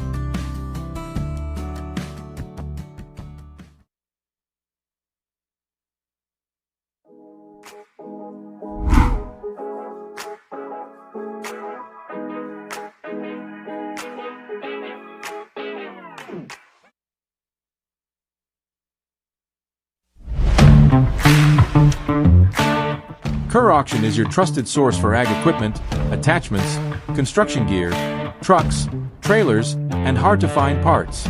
With live and online auctions at kerrauction.com, you can bid from anywhere, field, job site, or front porch.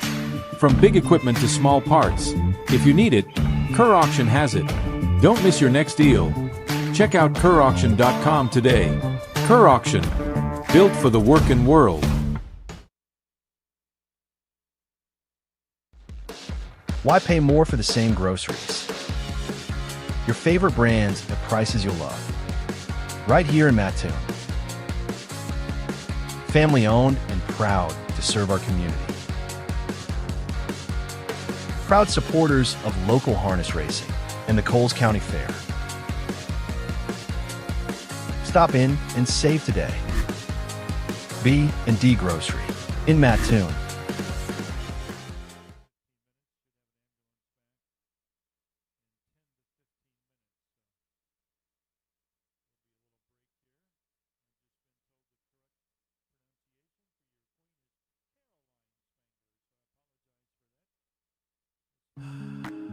Experience matters. At Simmons Stable, Illinois Hall of Fame trainer Tom Simmons, along with wife Benita, has built a legacy of developing and racing championship standardbreds. From yearling to winner's circle, every horse is guided with experience, expertise, and care. Simmons Stable, 217-801-4246.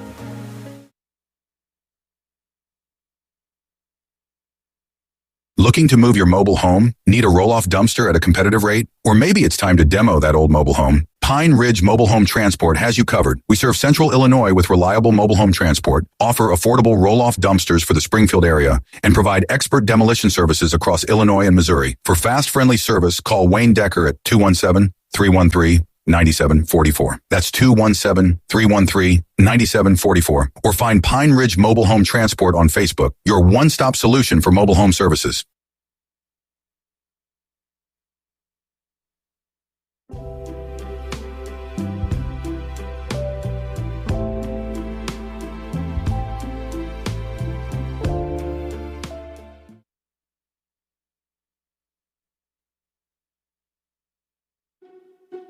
Long before the crowds arrive, the work is already underway. Track after track. Kevin Miller Stable campaigns winning standardbreds across the Midwest.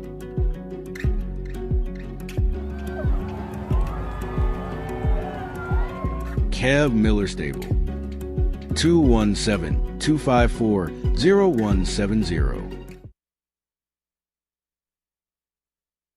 For over 40 years, horses have been our way of life. Built on experience, patience, and care. From sale preparation to rehabilitation, we are committed to helping horses reach their potential. Brenneman Equine, a tradition of horsemanship. Call Lamar or Ronnie today.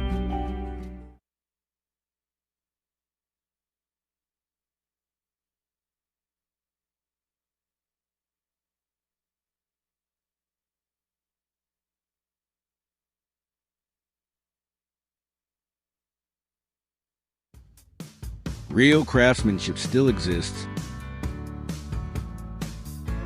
at Yoder's Custom Woodworking and Amish Furniture. From custom kitchens and built-ins to handcrafted furniture, outdoor poly, and more. Family owned and trusted since 1995. Visit Yoder's in Sullivan or call 217-728-2166 today.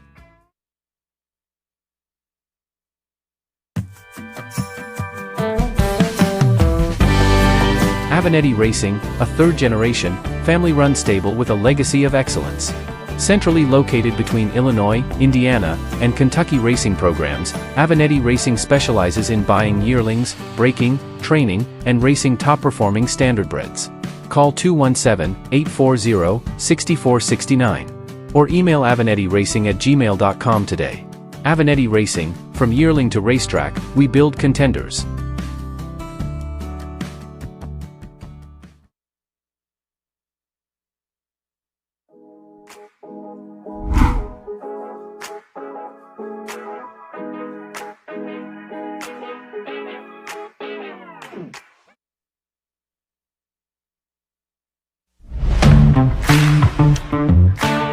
Kerr Auction is your trusted source for ag equipment, attachments, construction gear, trucks, trailers, and hard-to-find parts. With live and online auctions at kerrauction.com, you can bid from anywhere, field, job site, or front porch. From big equipment to small parts. If you need it, Kerr Auction has it. Don't miss your next deal. Check out kerrauction.com today. Kerr Auction, built for the working world. Why pay more for the same groceries? Your favorite brands at prices you'll love. Right here in Mattoon. Family owned and proud to serve our community. Proud supporters of local harness racing and the Coles County Fair. Stop in and save today. B&D Grocery in Mattoon.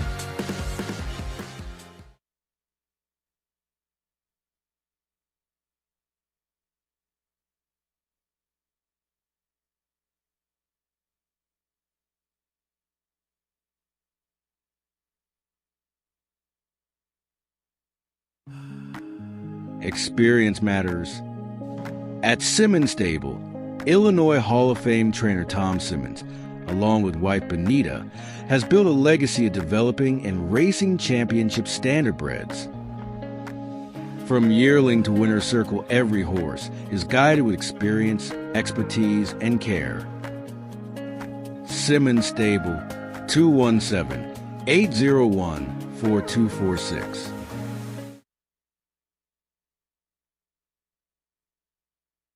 Looking to move your mobile home? Need a roll-off dumpster at a competitive rate? Or maybe it's time to demo that old mobile home? Pine Ridge Mobile Home Transport has you covered. We serve Central Illinois with reliable mobile home transport, offer affordable roll-off dumpsters for the Springfield area, and provide expert demolition services across Illinois and Missouri. For fast, friendly service, call Wayne Decker at 217-313-9744. That's 217-313-9744. Or find Pine Ridge Mobile Home Transport on Facebook, your one-stop solution for mobile home services.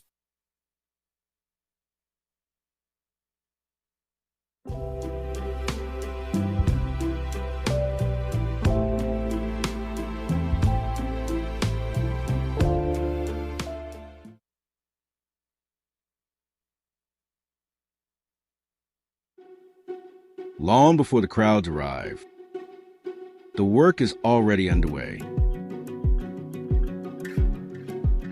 Track after track.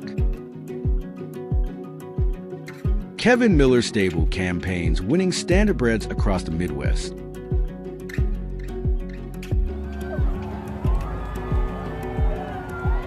Kev Miller Stable, 217 254-0170. For over 40 years, horses have been our way of life. Built on experience, patience, and care. From sale preparation to rehabilitation, we are committed to helping horses reach their potential. Brenneman Equine, a tradition of horsemanship. Call Lamar or Ronnie today.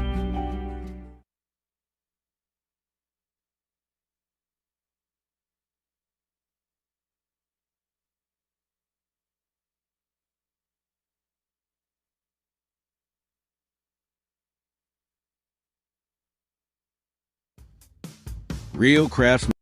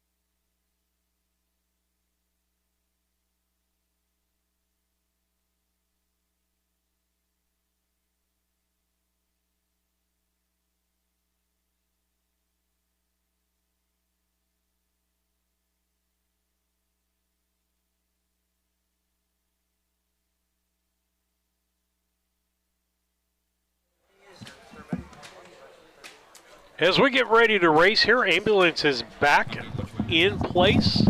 And we're getting ambulances back. Oh, yes. We're ready. Taking a look at this race, you and Lisa went with the 3-horse in this 5th race. I just was getting the sponsors off so Okay. that it would stop the rolling of it. All right. But yeah, it looks like we went, Lisa and I went 3-1-4, and you mixed up the... I picked Conager. Yeah, you went with Conager on top. So we both like Illini game day out of the Kevin Miller wide-up night. This was last... I almost had a heart attack. I thought it said Illini game day pacing 52 at Carmi. No, that was the line to be announced. No. So you think it's time for the bridesmaid to be the bride? But just and I'm picking chalk, Randy Callahan. That 52 mile, I mean, yeah, Conager shows a mile and 56 at Petersburg, but that 52 is a different speed, so that's kind of where I'm thinking Wyatt, Kevin, fair track, tons of speed. He should control the race, which I think. Yeah, but one of those wins was at, 10 lengths and 3 1/4 lengths. You're definitely putting on cruise control, but I know that Illini Game Day has the speed to maybe, brush to, or if you're racing to a corner and you have to beat Conager there, maybe there's enough speed to, natural speed to get to that spot and control things from the driver's seat with Wyatt. We'll see who's right. We'll see. Here in probably about 4 minutes. Although I will say, let me say this, though. I'm going to call it right now. It's tough to pick against the Prathers when we're this close to Rushville. They know the track well. They always have a lot of luck here. And it's tough to pick against the Prathers on a Derek Jacobus Memorial. So, horseman, Tina reminds us that Lincoln will race only August 2nd, Sunday, August 2nd. In the state guide, it has them racing on Sunday and Monday. They'll race only on Sunday. Have the Illinois Standard Association in the top line. There'll be no overnights at Lincoln, no overnights at the Logan County Fair at Lincoln. They'll race only Sunday, August 2nd, Illinois Standard Bred Stakes and the top line. One more reminder. Yep, we will be there for that. Post time noon, 12 at noon at the Logan County Fair in Lincoln on Sunday. I'm playing hooky from my church that Sunday. Actually, not playing hooky from church. We were trying to find a church to get to. From your church, though, you're playing. You're going. Also, a reminder. Tina tells me obviously that you'll have to have your Illinois Racing Board license to race at the Illinois State Fair, and the Illinois Racing Board will have an office open on the Illinois State Fairgrounds on the Wednesday before the fair starts on Thursday. So there will be a Racing Board licensing office open on Wednesday prior to the start of the Illinois State Fair on Thursday, but you will have to be licensed by the Illinois Racing Board to race at the 2 state fairs. And if Ed has the mic down, I do have a quick reminder for the horsemen out there listening. Just to remind you, at the State Fair this year, Gate 5 will be closed for the duration of the fair. If you have to go to any other gate than Gate 4, you have to pay for both parking and entry. So the horsemen looks like we're Gate 4 this year, as Gate 5 will be closed. So those of you listening out there who plan on attending the State Fair, be aware of that and plan accordingly. Just a little change up around the fairgrounds. And thank you to Leanne Shin for sending me a text message reminding me that's a good time to plug that kind of stuff. So. It is. Racing coats and geldings are out now for race number 5, the Derek Jacobus Memorial.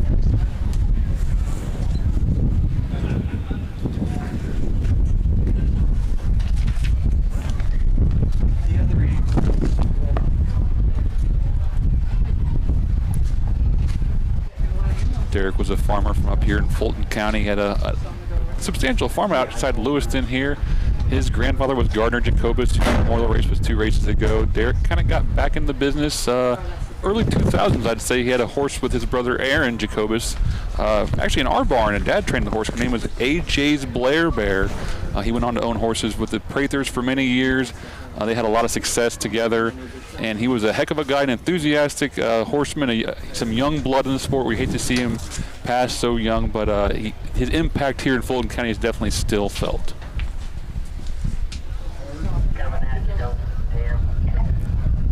Randy Callahan said race 5. He's going 3-1-4. So he's going to Illini Game Day. Conager Jazz Party. I think I'm going to keep my picks the same, but Race 5 for a purse of $2,564. The Derek Jacobus Memorial. Number 1 will be Conager, owned by Jim Walden of Lincoln. Cole Prather trains with Connor Prather driving. 2 is Trailer Park Trevor, owned by Georgianne and Darren Tournier of Liberty. Michelle Blackburn of Springfield. Mike Brink trains with Mike Rogers. 3 is Game Day, owned by Kevin and Keith Miller of Arthur. Andrew Miller of Sydney. Kevin Miller trains with Wyatt Avanetti. And number 4, Jazz Party, owned by Jamaica Patton, MJ McAllister of Rochester, Illinois, and Garrison, Texas, and W. Lee Holmes of Madison, Mississippi. Jamaica Patton, the trainer-driver. Well, earlier we had the Gardner Jacobus Memorial. Now this race honors his grandson, the late Derek Jacobus. Derek, very active in the sport for several years before his untimely passing in his early 40s. He owned a bred over 80 standardbreds in a short time in the business. Was very active in all phases of the standardbred business. Derek was active on legislative causes at the Illinois State Capitol. Owned a lot of good racehorses. Owned for a while the world champion Racine Bell, who took a pacing record of 147-4 and made over $1.2 million. He had bought her mother just a year or so before his untimely death. This is the Derek Jacobus Memorial. 3-year-old pacing colts, and they're at the head of the stretch.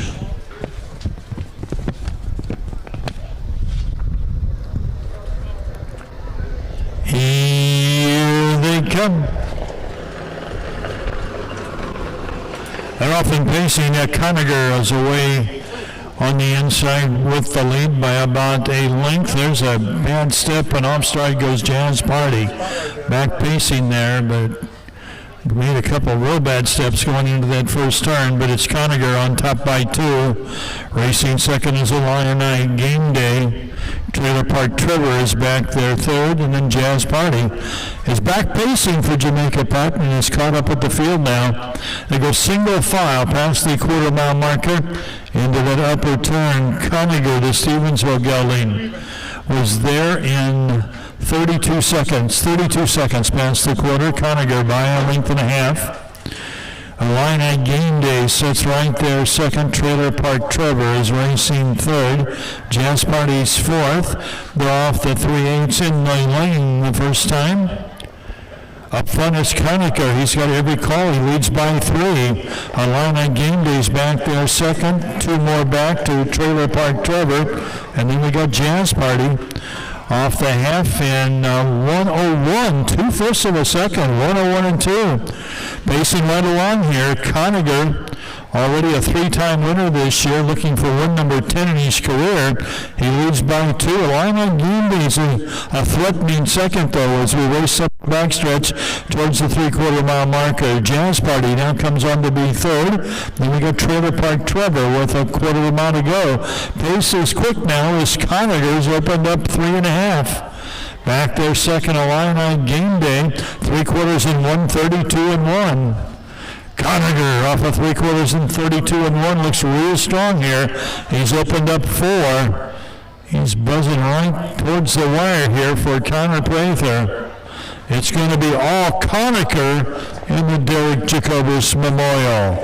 Illini Game Day home second, Jazz Party in Trailer Park Trevor.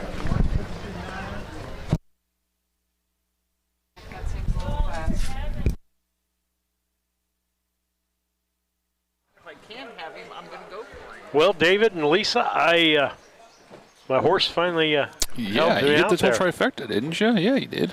Yeah, that ought to help me with point-wise. Where are we sitting point-wise? Pull up the program. I like it, David. I'm in dead last. I'm at 231. Steve is leading by a short margin at 301 to Lisa's 296. So they're within, less than 1 boxed horse from each other. So anything can happen in the last few races.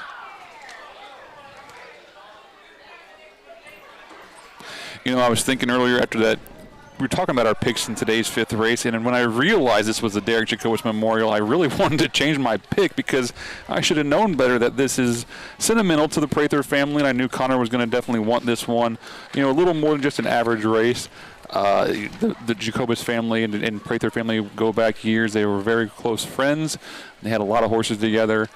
Here comes Missy and Cole now, so I should have seen this coming. I knew better. Here comes Connor right there. That mile, ladies and gentlemen, 2 minutes flat. One of the quickest miles in the history of the Fulton County Fair. 2 minutes flat with a quarter and 27 and 4 on the end of it. That's very impressive for Conager. The Prathers, originally from over in Rushville, now race out of the Illinois State Fairgrounds in Springfield.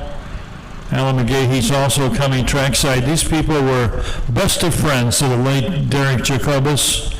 Derek had many horses in the Prather stable over many years. Tina Walker-Schrock, who's the secretary-treasurer of the Illinois Standard Association, is out there with Caroline Spangler, your fair queen, for the Derek Jacobus Memorial Trophy presentation. Alan McGahee, all the Prathers, Connor and Cole, their mother Missy, dear friends of the late Derek Jacobus, who is sorely missed by all of us in the standardbred industry. The grandson of the late Gardner Jacobus, of course, a cousin of the prominent owner Mark Winship, brother to Aaron Jacobus, who's been very active in the local community. The Derek Jacobus Memorial to Conager, owned by Jim Walden of Lincoln, trained by Cole Prather, driven here by Connor Prather. I mentioned earlier how Derek Jacobus' first horse was in the Alan Bowen barn, a horse by the name of AJ's Blair Bear. That horse was named for his brother Aaron Jacobus' daughter, Blair, be Derek's niece. And that Blair is probably about 25 years old now, if I had to guess. It's been a little bit ago, but... Results of race 5 now official. Number 1, Conacher, your winner. Number 2, Trailer Park Trevor finished 4th. Number 3, Illini Game Day was 2nd. And number 4, Jazz Party finished 3rd. First quarter was in 32 seconds, the half in 101 and 2/5 of a second, 3 quarters in 132 and 1/5, the mile 2 minutes flat. 2 minutes flat for the mile. 5th race checks from the top, 1-4, 2-3 on the bottom.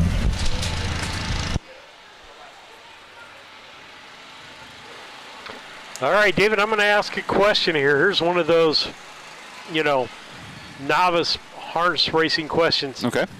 You got an owner or a trainer that wins all these races. What do you do with all the blankets? That is a great question, and more specifically because it used to be we got a lot of those, every race had a blanket, and you didn't always get your stable colors, so it was kind of tough to use back in the barn area, if it was clashed with your stable colors, but I think about every horseman has a horse blanket in every car, on some beds. You use them quite, they come in handy. They're good picnic blankets, just the right size, so some get used on the horses. Some of them get hung up for show if they have a good memorial name or a prominent business. But oftentimes, they get used as a blanket one way or the other. That 2-minute mile by Conager here, as we do a little deeper digging, ties the track record for a 3-year-old pacing colt. Hoosier Express and Brandon Simpson paced in 2 minutes here 26 years ago, back in 2000. And in Good Sport with Jay DeLong paced in 2 minutes here in 2007. So this mile, 2 minutes flat by Conager, ties the fastest mile ever here by a 3-year-old pacing colt or a gelding. All-time track record is held by Lily's Real Boy back in 2018 with driver-trainer Mike Rogers, 157 and 2. But this 2-minute mile ties as the fastest mile ever here by a 3-year-old pacer. I don't want to take anything away from Conager. That was a wicked fast last quarter, but those old miles, those old records were before they took the hub rail out. So I guarantee they were at least all a mile long. And, you know, not that they're sneaking in the corners or anything here, but when they set the cones out, they're not always exactly in the right spot where the hub rail was. So we know it was a true mile before, still probably close to a mile, but a heck of a mile, 2 minutes flat either way with the last quarter in 27-4. We've got a few tracks like that they seem to be just a hair short. You know what, though, for the safety issue, I don't think any horsemen are complaining one bit because those hub rails can be dangerous. I've seen too many things happen with them. That it's nice to have a place to go with a horse if you get yourself in a bind. I'm starting to look at this sheet here, David. That's a cool program. From the program, and this is a program that's made for somebody who is new to racing and looking, for the term. If you are up here in the Lewiston area, they have a great program. It's kind of newspaper size, so the print's a little bigger. The whole back page has lingo and horse terms that are explained for fans. It has track records in there. They do a great job up here to make sure that they give you a nice program to keep yourself entertained. I heard Kurt Becker allude to this the other night, close to 35 miles an hour. When leaving the starting gate for some of these horses, 25 to 30 probably on average. It asks questions like, what causes a horse to break stride? Why do drivers sometimes hold their horses back? Does the driver's weight make a difference? And you and I talked about that. That's a question I asked early on because in thoroughbreds, you got a teeny-weeny jockey. All the difference in thoroughbreds. In standardbred, it's not quite as, necessary to be 115 pounds or whatever it is, but those race bikes are balanced. It does kind of lift the horse, so it's kind of counterbalanced there, but you still are carrying that weight. So once they get up to speed, they don't notice the weight as much. It's getting that from stop to start, getting those legs moving and up to speed. It kind of takes them a little longer with a heavier driver.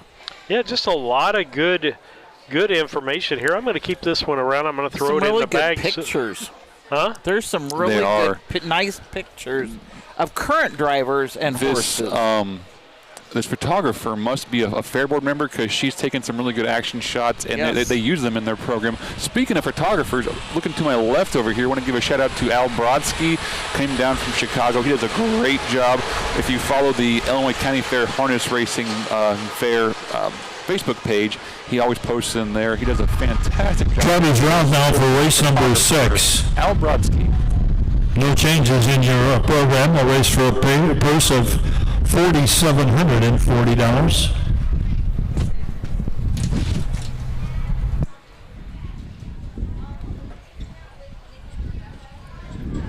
Okay, let's take a look at this next race here. It looks like David and I went with the 4-horse. Lisa went with the 3-horse. We both went 4-3-5 using the same combination. Lisa liked the 3 Chicken Lights and Chrome. She used him on top, using the 5 Class Comedian of the Jacob Radel barn second, and she used Luz Madison as her 3rd choice. So we hit race 6. Somebody's got to be different. Someone has to, right? Me. Yeah, it either I'll tell you what, you're picking a Prather at Lewiston. It's not a horrible idea. And sometimes it's by the name of the horse, and sometimes it is by the driver is who when I can't decide who. And I'm pretty sure if I'd looked back at my original picks on this is when I had a tough time deciding. Yeah, this was races 5 and 6 were a little tougher. Yep, I had question marks on mine. Absolutely. Chicken Lights and Chrome has shown a nice 2 starts out these last couple of races at looks like Petersburg and Henry. But Luz Madison, who Ed TV just mentioned, the owner, Jesse J. DeLong from up in Clinton, Wisconsin, owns this thing. This thing has been tough. A couple starts back, we were winning at Knoxville in 2 minutes and 2 fifths, ultra fast mile for a half-mile track. Rushville, the start before that, in 2, 2, and 3.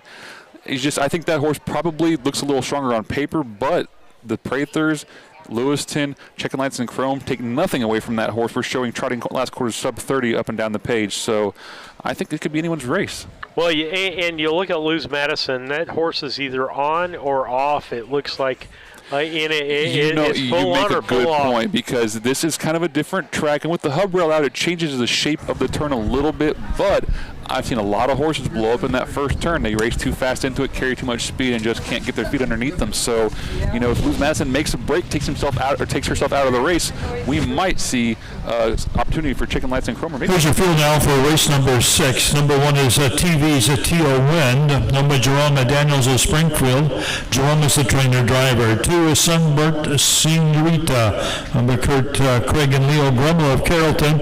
Kurt is the trainer driver. Number 3, Chicken Lights in Chrome. Number Connor Prather of Springfield. Connor trains. Cole will drive. Number 4, Luz Madison, owned by Jada Long of Clinton, Wisconsin. Mike Rogers, the trainer driver. Number 5 is Class Comedian, owned by Jacob Radel of Edgewood. Jacob Radel trains and will drive.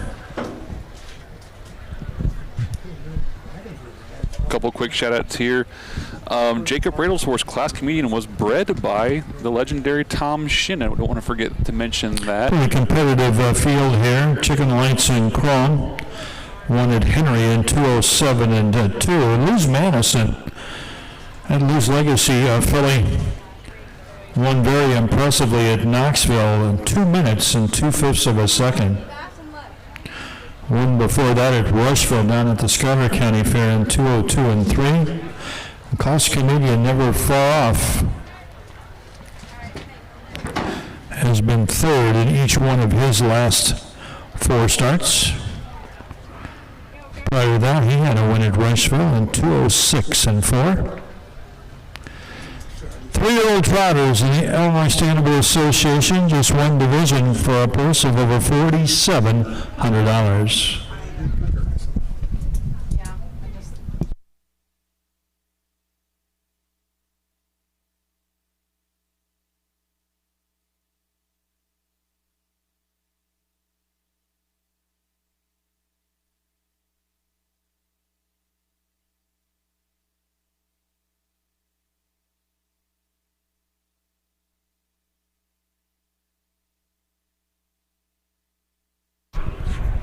Your starter has the field at the head of the stretch. Gate picks up speed. There's 16th out. We're having a recall? And here they come. Really scattered out here at the start. From the outside, Class Comedian, Jake Radel, takes the lead by about 4 going around that first turn. Trotting up to be second is Luz Madison. Racing third is Chicken Lights in Chrome. Off the turn, heading up the backstretch, Class Comedian leads by about 7 lengths here. Luz Madison is back there second. Chicken Lights in Chrome is trotting third, followed fourth by Sunburnt Senorita and the trailers TV's T.O. Wind. First quarter was in 33 seconds flat. 33 seconds. Class Comedian has 2 wins and 26 lifetime starts, but he's got a big jump on the field here. As they trot towards the half-mile marker, Jacob looks over his shoulder and said, "Where is everybody?" He still leads by about 10 lengths here. Class Comedian with that big lead. Luz Madison is back there second. Chicken Lights in Chrome moving up on the outside was third, now takes over second. And the half is in 102 and 2 now. 102 and 2. The lead's down to about maybe 7 lengths now as Jacob Radel leads with Class Comedian. Luz Madison coming back now to take over second. We got a little over a quarter of a mile to go, and the lead is shrinking. It's Class Comedian now by only 3. Luz Madison to the outside. Luz Madison now only a half length, now a neck, now ahead, and now Luz Madison is the new leader, and Chicken Lights in Chrome goes right with him. 1/8 of a mile to go. Class Comedian's now back there third. It's Luz Madison on the inside, Chicken Lights in Chrome on the outside. Luz Madison still there by half a length. Chicken Lights in Chrome not going to get there, now goes off stride. Luz Madison wins the 6th.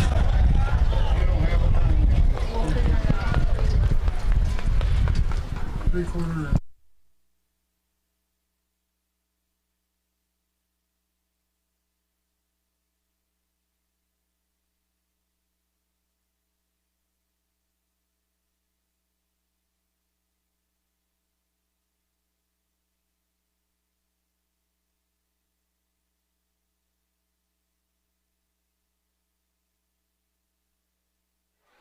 Well, good solid race there, David. Trifecta for you and I on that. So that just gets me further out from Lisa, which is just absolutely fine. But again, Luz Madison, an on day for that horse. But Chicken Lights and Chrome. Off stride right there at the finish line. You know, just again, we talk about that, pushing that horse just to the edge, and sometimes we go over the edge and the horse. It's a fine breaks. line for sure. You know, it's a speed break. Sometimes you're just pushing them past where they are comfortable. You know, it's good to see the DeLong name back here in the program at the Fulton County Fair. I remember racing on the backstretch when it was Dad versus about 4 or 5 DeLong boys, and now they've gone on to do some great things. John DeLong's the president of the Indiana Standardbred Association. You know, they're horsemen in their own right. Want to congratulate them, and here comes our winner now. Liz Madison is a 3-year-old daughter of Lou's Legacy from SH4 by Valley of Victor. Bibelaflaco family of farms of Alexis. $19,000 yearling purchase at the Illini Classic sale. Picks up win number 3 this year, win number 5 in her career. She's owned by Clinton, Wisconsin's Jada Lawn. Mike Rogers, the trainer driver. Brendan Potts down there with Caroline Spangler, Fair Queen. Nice effort here by Luz Madison. We'll have that official time momentarily. We did have a timer malfunction, so we'll get the official time here from Hornets Tube momentarily. First quarter was in 33 to half in 102 and 2. 3/4 in the mile. We'll have them shortly. Rerunning it on the screen. Just counting it, yep. We serve various purposes here at Harness Tube. Sometimes they use us for timing backup too. And Liz Madison, the 3-year-old filly that just won a full sister to the 2-year-old filly Samantha Lou, who won our second race this afternoon. So, 4 sisters. 2-year-old Samantha Lou, the 3-year-old Luz Madison, both winners here at the 2026 Fulton County Fair. Even with the delay, we're going to be done.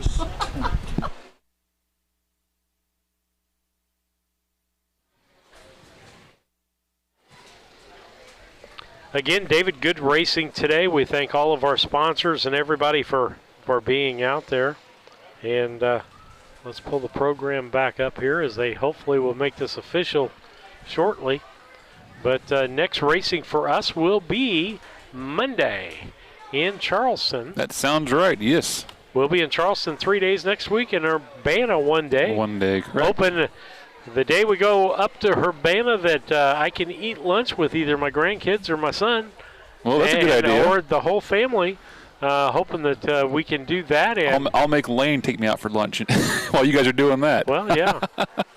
I tell Lane that we're going out to lunch and he's buying, and exactly don't tell him right. that I'm bringing my grandkids and everybody with him. The Surratt family with us, a whole table of 12. Yeah. Excited to go back over that side of the state. They have a lot of fun over there racing. I know over in Urbana, the Avenettis, Lane, you know, the new speed superintendent now, Kevin Miller, trains there, a big stable. And down in Charleston, there's a handful of trainers and a lot of horses. Well, here's the thing. Charleston, we've got to tout the biggest event that's going to happen Monday night. Was that Monday night? Is it? I think it's Monday night, isn't it, Lisa? I know Rachel had the Patton versus Patton race. Patton you're talking versus yes, Patton I race, actually, a foot race. There was a picture sent to me of there's a trophy floating around for that foot race of Jordan versus Dad Freddie Jr. They're going to have a foot race at Charleston. We'll see who can take home the bragging rights. Freddie's fairly old, but he's wiry. I tell you what, he showed up in that old-time division at Newton, and he looked like he could run a little bit. I don't want to race Freddie at 60, whatever years old he is. Jordan's going to say he's got a handicap coming into that since he was hurt He should be able to beat. All right, so the results of race 6 now are official.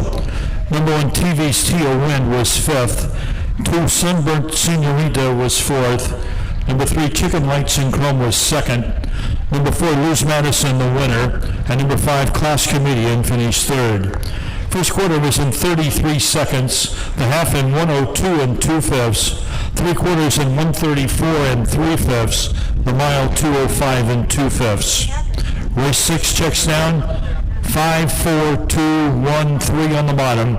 The mile was 205, 2/5 of a second. Race number 7, number 1, a Magic in March, will be driven by Mike Cox. We'll take a minute and talk about our talk points here. So we haven't made it all the way through those today. Support us. You can support our travel and lodging. Not much travel today, less than an hour for us from home. We like that. And getting broadcast equipment, we're always trying to improve things or making sure we have backups of stuff, and then for the live coverage that we do in all of these. And you can do that by contacting us, and we can make the commercial for you. We can make the sponsor ad for you. Sure we can do all those things for you. But you can also contact us for the backstretch. We love to get pictures from everyone. Let me say it now. I know we're all thinking about racing now. We're all thinking about these fairs because we're watching. But don't forget, you can send me pictures anytime, anywhere. You know, if it's between races somewhere and you come across a picture in a drawer or a desk or something, go ahead and send it in. We'll try to get it loaded up for the next scheduled broadcast then. Yeah, we like old pictures, old programs, old stories. Yeah, I love it. And I tell you what, Tiffy said he had a program for me. I think it was from Mount Sterling about 50 years ago where Dad and Grandpa were driving against each other or something. So we'll hopefully get that maybe scanned in from Mount Sterling sometime. Well, and I know you got me a program with Timely Tony in it. Yep. I was able to pass that along to the family of Gerald and Northrop and let them enjoy it as Marcella and Gerald. Those are memories, right? You know, you kind of forget about that stuff, and a picture comes up or a name gets said, and it just floods back to you. So we want to share those with our fans. If you've got something that means something to you, I guarantee someone else out there will remember it too. So keep them coming in. If you're the Finn family and Amelia's on the backstretch, you know, taking a little bath or cooling off in a bucket of water, we like those pictures too. We like having fun with you guys. Kind of feel like we're all kind of doing this together, watching the horse races as one big family. Well, let's see. Number 4, Luz Madison for the win. That was Bear Cookie up there. Race 7, I pick horse 2. That's Jacob McFarland out there. Randy Callahan. Thank you, Randy, for the compliment. You guys bailed the judges out more than you know. A big thanks. Well, whatever we can do. You know what? We got by before harness tube was invented, but I think it makes everybody's life a lot easier to have that double. Paces round for race 7. Verify things. So let's see. Jacob McFarland wants to know, you guys coming to the fair next year in Edgar County? That's the plan anyway. That's Paris, right? We'll be there unless something with the schedule messes up. But we like going over there. Mary Lou and Mary Liz Wright. They try. They do a great job putting on a race, and Kurt does an awesome job. So we like going over there for sure. All right. I don't know where to start. They haven't gathered yet, but they are on the track according to the announcer. So here we go with an announcement. Nope. It's fun to watch the announcers and they second guess their ideas, don't they? They put the mic to their face and they lower it down. It's interesting. People watch the judges stand. The best spot we have had ever. Race 7 is the 2 and 3-year-old open pace for a purse of $1,000. Mike Cox will drive the 1 Magic in March.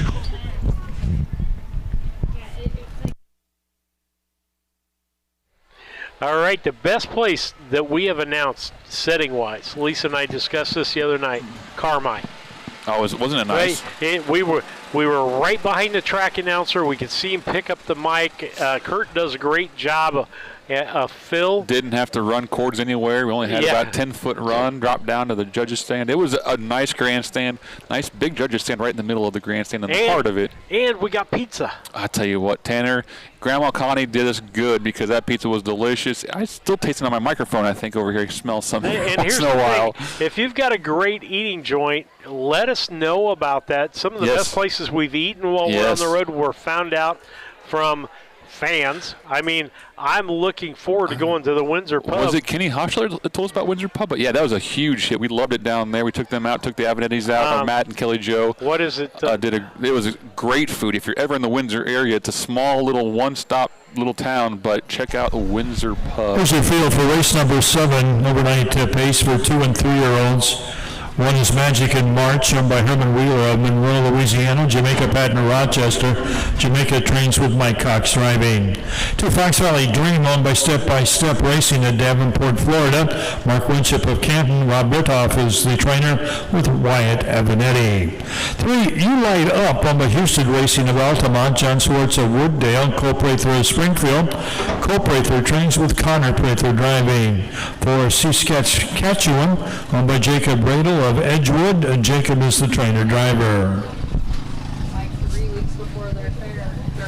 That is Wyatt on the 2. I had it wrong on the graphic, but it's updated now. Wyatt Avenatti driving the 2 Fox Valley Dream. Number 1 Magic in March is a 3-year-old looking for her first lifetime win. The other 3 starters are all 2-year-olds. All fillies in this 7th race. For C. Saskatchewan, making her career debut here.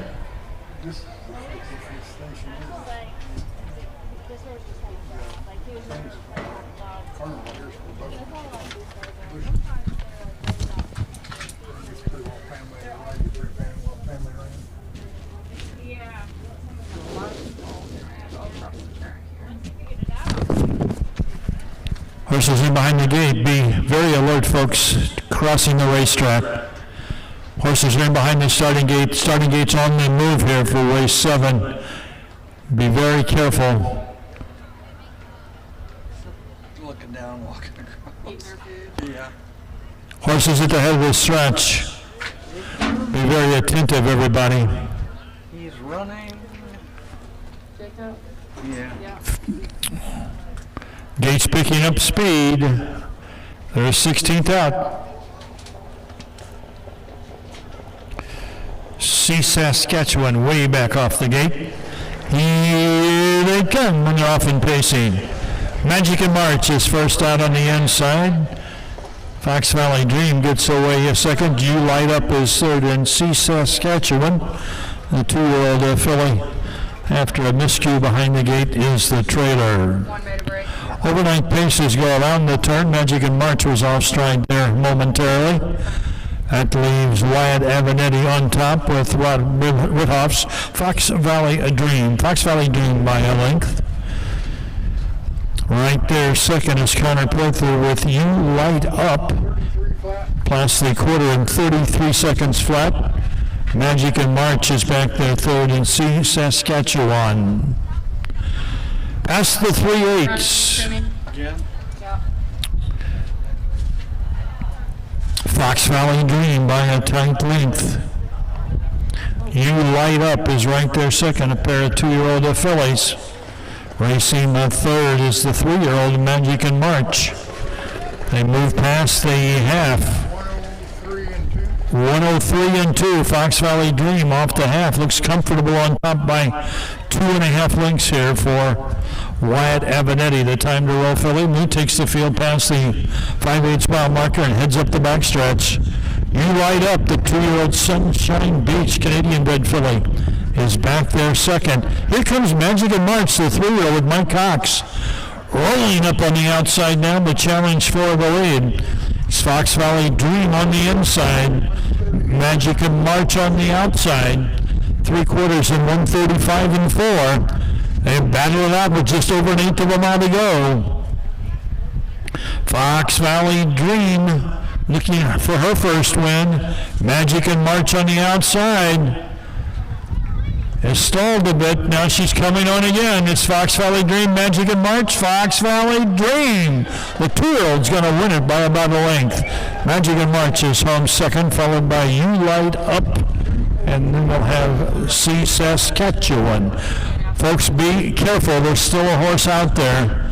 There's still another horse to finish, so be careful crossing that racetrack. We still have the 4-horse yet to finish out there.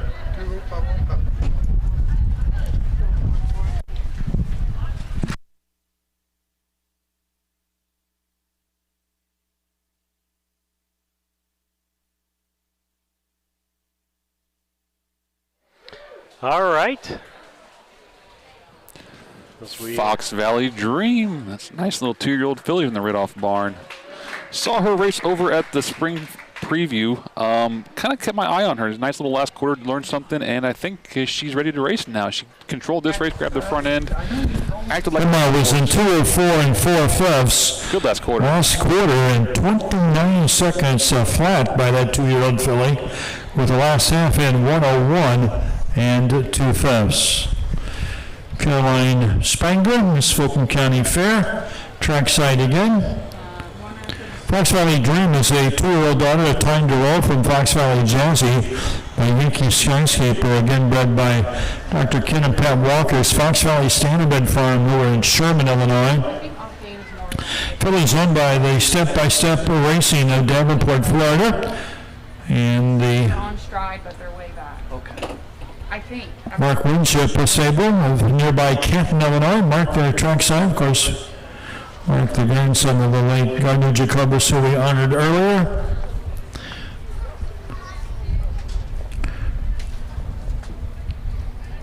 Just the second lifetime start for the 2-year-old filly Fox Valley Dream. Driven here by Wyatt Avanetti.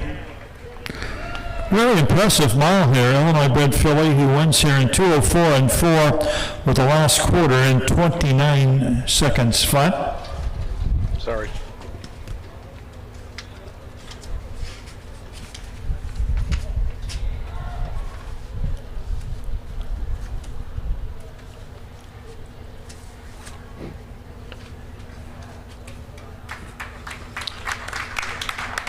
Rob Woodhoff trained with Wyatt Avanetti.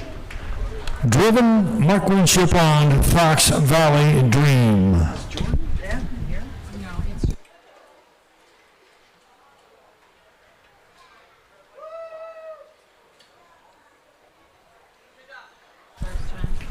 Down there in the blue shirt with that camera is Al Bronski. Al's from Chicago. Professional photographer, does a tremendous job taking pictures of all kinds of sports, but especially harness racing. It's good to have Al Bronski here at the Fulton County Fair. Al's been featured in the many national publications, including Hoofbeats magazine, the official publication of the United States Trotting Association. Results of race 7 now official. Number 1, Magic and March finished second.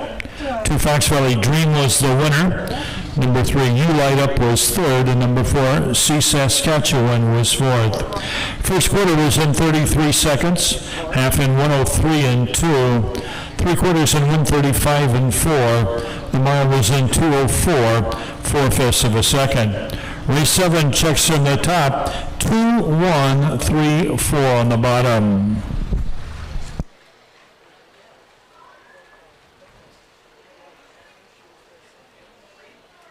All right, David, we're going to take care of some housekeeping things as we get ready for the final race of the card today and get tore down. The nightcap, huh? The nightcap.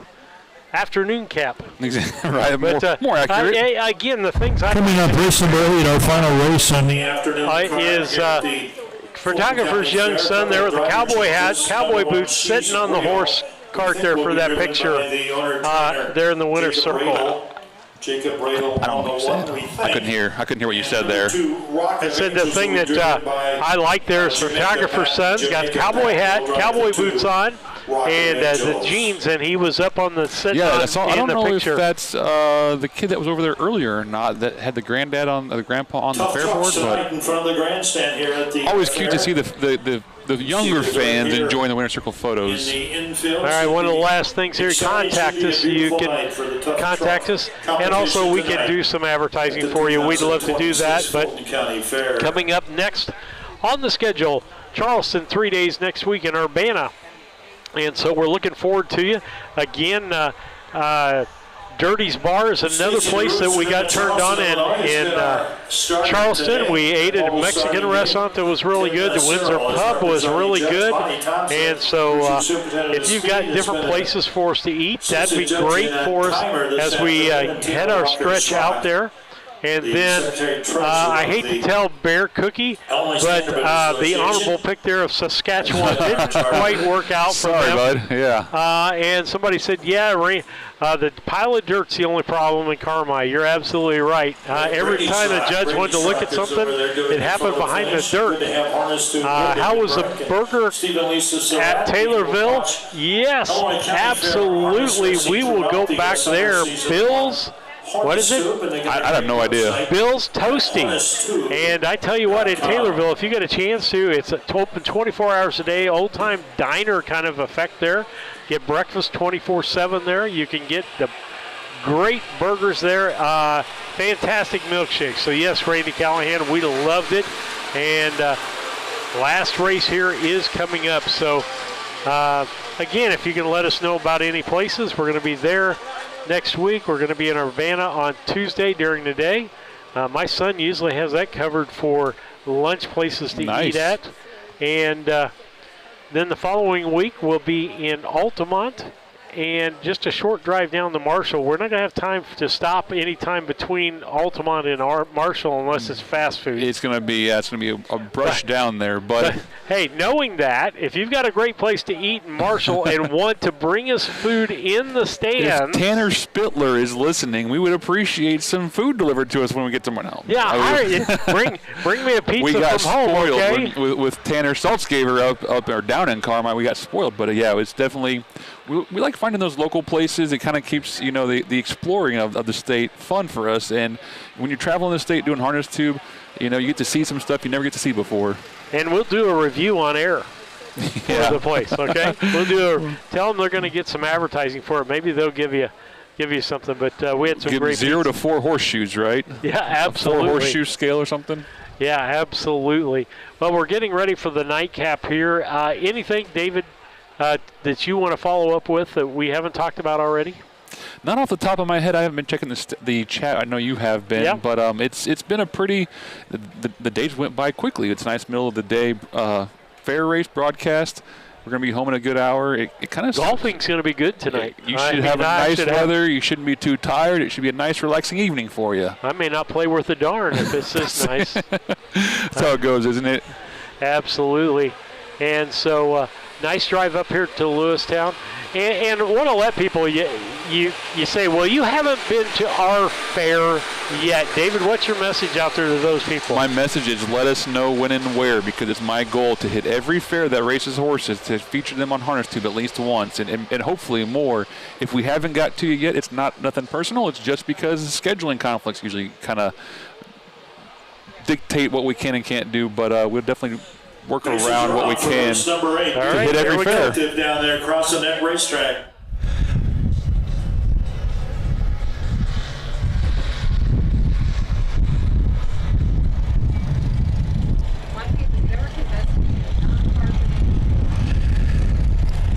Number 1 will be She's a Real, owned by Jacob Radel of Edgewoods, and Jacob is the trainer driver. 2, Rocket of Angels, owned by Jacob Radel. Jacob is a trainer with Jamaica Patent Driving. 3 is Captain Warrior, owned by Jennifer Rogers of Springfield, Alicia Bocha of Chicago Heights, Mike Rogers trains with Brendan Potts. 4, Rule of the West, owned by David Brooks of Cambridge. David trains with Mike Cox. Number 5, Rock on Big Star, owned by Jerry Blount of Clinton, Mississippi. Cole Prather trains with Connor Prather Driving. And number 6, Reserve Parking, owned by Justin Roberson of East Galesburg. Jackson Roberson of Galesburg. Mike Rogers trains and will drive.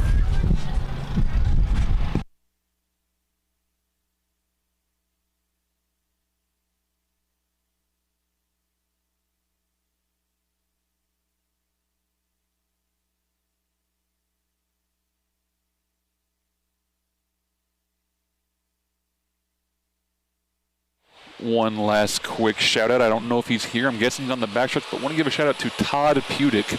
Todd was our family farrier for, I think, about as long as he was in the shoeing business. Dad got him right out of shoeing school out of Macomb, and he worked for the Bowen Stables for 30, maybe 40 years. Retired here recently, lives over here in Lewiston. Want to give him a quick shout out. I think he might be on the backstretch, but I'll confirm that when I get over there. But I want to thank you for tuning in. We got one last race, and then we will be at Charleston on Monday evening. So make sure to tune in.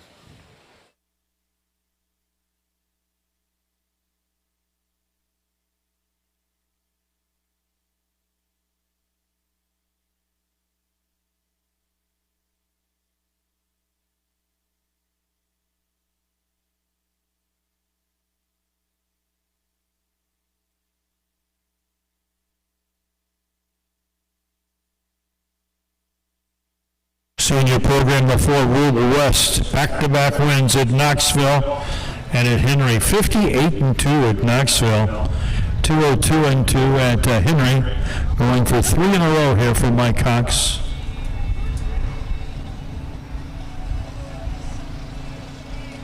Two-horse Rock of Angels, the richest one in the race. A mare has made over almost $74,000 in her career.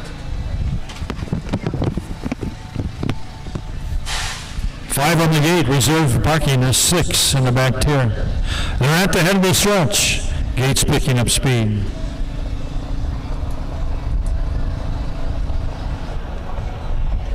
Here it comes.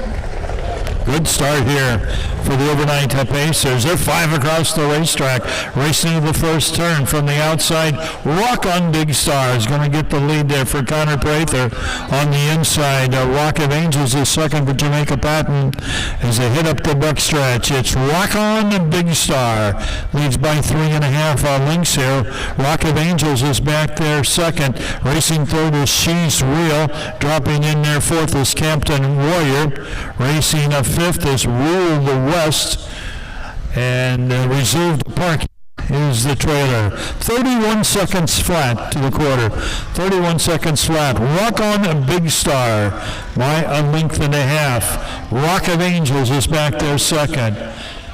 She's Real is racing third. Captain Warrior thinks about pulling there fourth, followed fifth by Rule the West, and Rule the West is moving up now on the outside as we race past that half-mile marker. Rock on Big Star by 2 lengths. Rock of Angels is right there second. Rule the West a little closer, third on the outside. She's Real fourth on the inside. Captain Warrior's fifth, and reserved parking. The half was in 102 flat. 102 off stride goes Rule the West, looking for that third in a row. Made a break and he drops back fifth now. That leaves Connor Prather on top by about 5 lengths with Rock on Big Star. Quarter of a mile to go, they're going to have to catch Rock on Big Star. He was a little rough-gated there, but Connor settled him back. Rock on Big Star by about 6 lengths now. Rock of Angels is back there second. Captain Warrior, Brendan Potts, they move up now third, now second.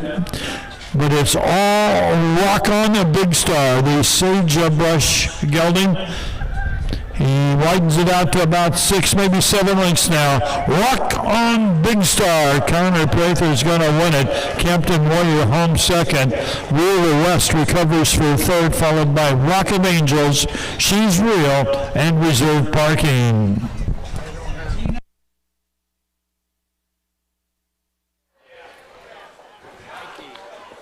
Well, that's going to clean things up for the evening or afternoon for us. Been a beautiful day for that. Again, see us at Charleston when we get the final thing here. We'll go off the air as far as today's concerned. Hey. Steve wins. I came in third, yeah. I win 2 out of the last 3 days, and I finished second the day I didn't win out of the last 3 days of racing. How about that, huh? Hey, I'm kind of liking that. Again, we had a timer malfunction, so we'll have to wait a little bit for that official time. First quarter was in 31 seconds, the half in 102.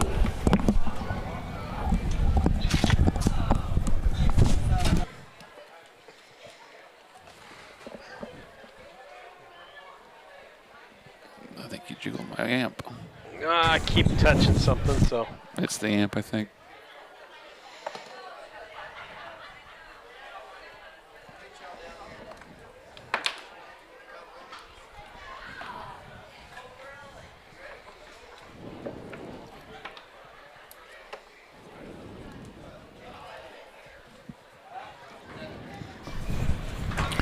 Rock on Big Stars, 5-year-old Gullison, a sagebrush from Diorama by Real Artist, read by Arthur's Keith Miller.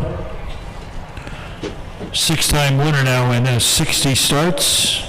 On by Jerry Blount of Clinton, Mississippi. Cole Prather trains over at the Illinois grounds, driven here by Brother Connor. We need to turn it on the horse.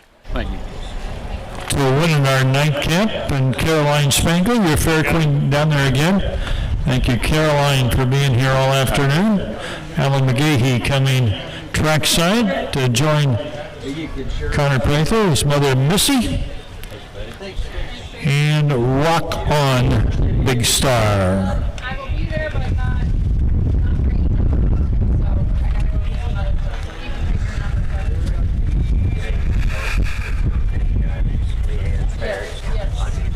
I did mess with you. Well, I actually am going for, I gotta do my state course. Here are the official times momentarily. The rundown is official for the 8th race.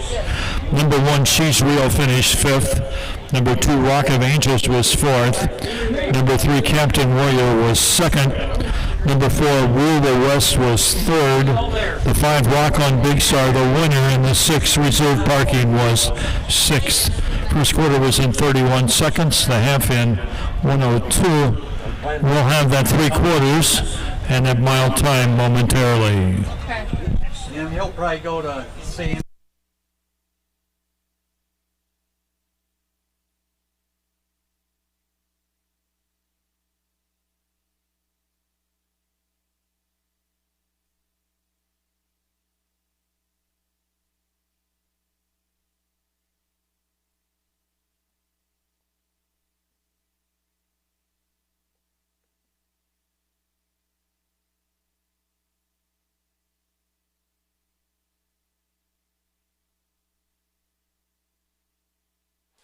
Well, David, as we wait for them to get that final times there, looking forward to the next couple of weeks of racing, and then we're done for the season. It'll be busy, but it'll go by fast. It will go by extremely fast.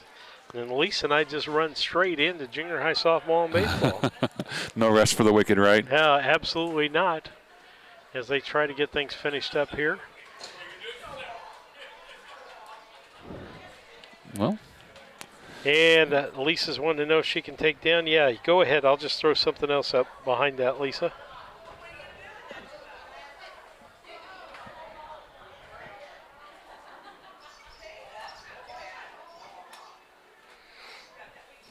But just taking them, it's going to take them 2 minutes to get that, at least to do that. They can scan through it, can't they? Find where the nose crosses the line, hit the timestamp, subtract the 2. Okay, the times for the 8th race. The quarter was 31 1/2 and 1:02. 3 quarters 1:32 and 3, and the mile was in 2:02 and 1. 2:02 and 1. 31, 1:02, 1:32 and 3, 2:02 and 1. On behalf of the Fulton County Fair Board, your Superintendent of Speed, Monty Thompson, we thank you for attending the harness races this afternoon. Hope that you continue to enjoy the 2026 Fulton County Fair. Have a good evening. For Lisa and Steve Surratt and David Brink, we'll see you in the winner's circle. Take care. Thanks, guys.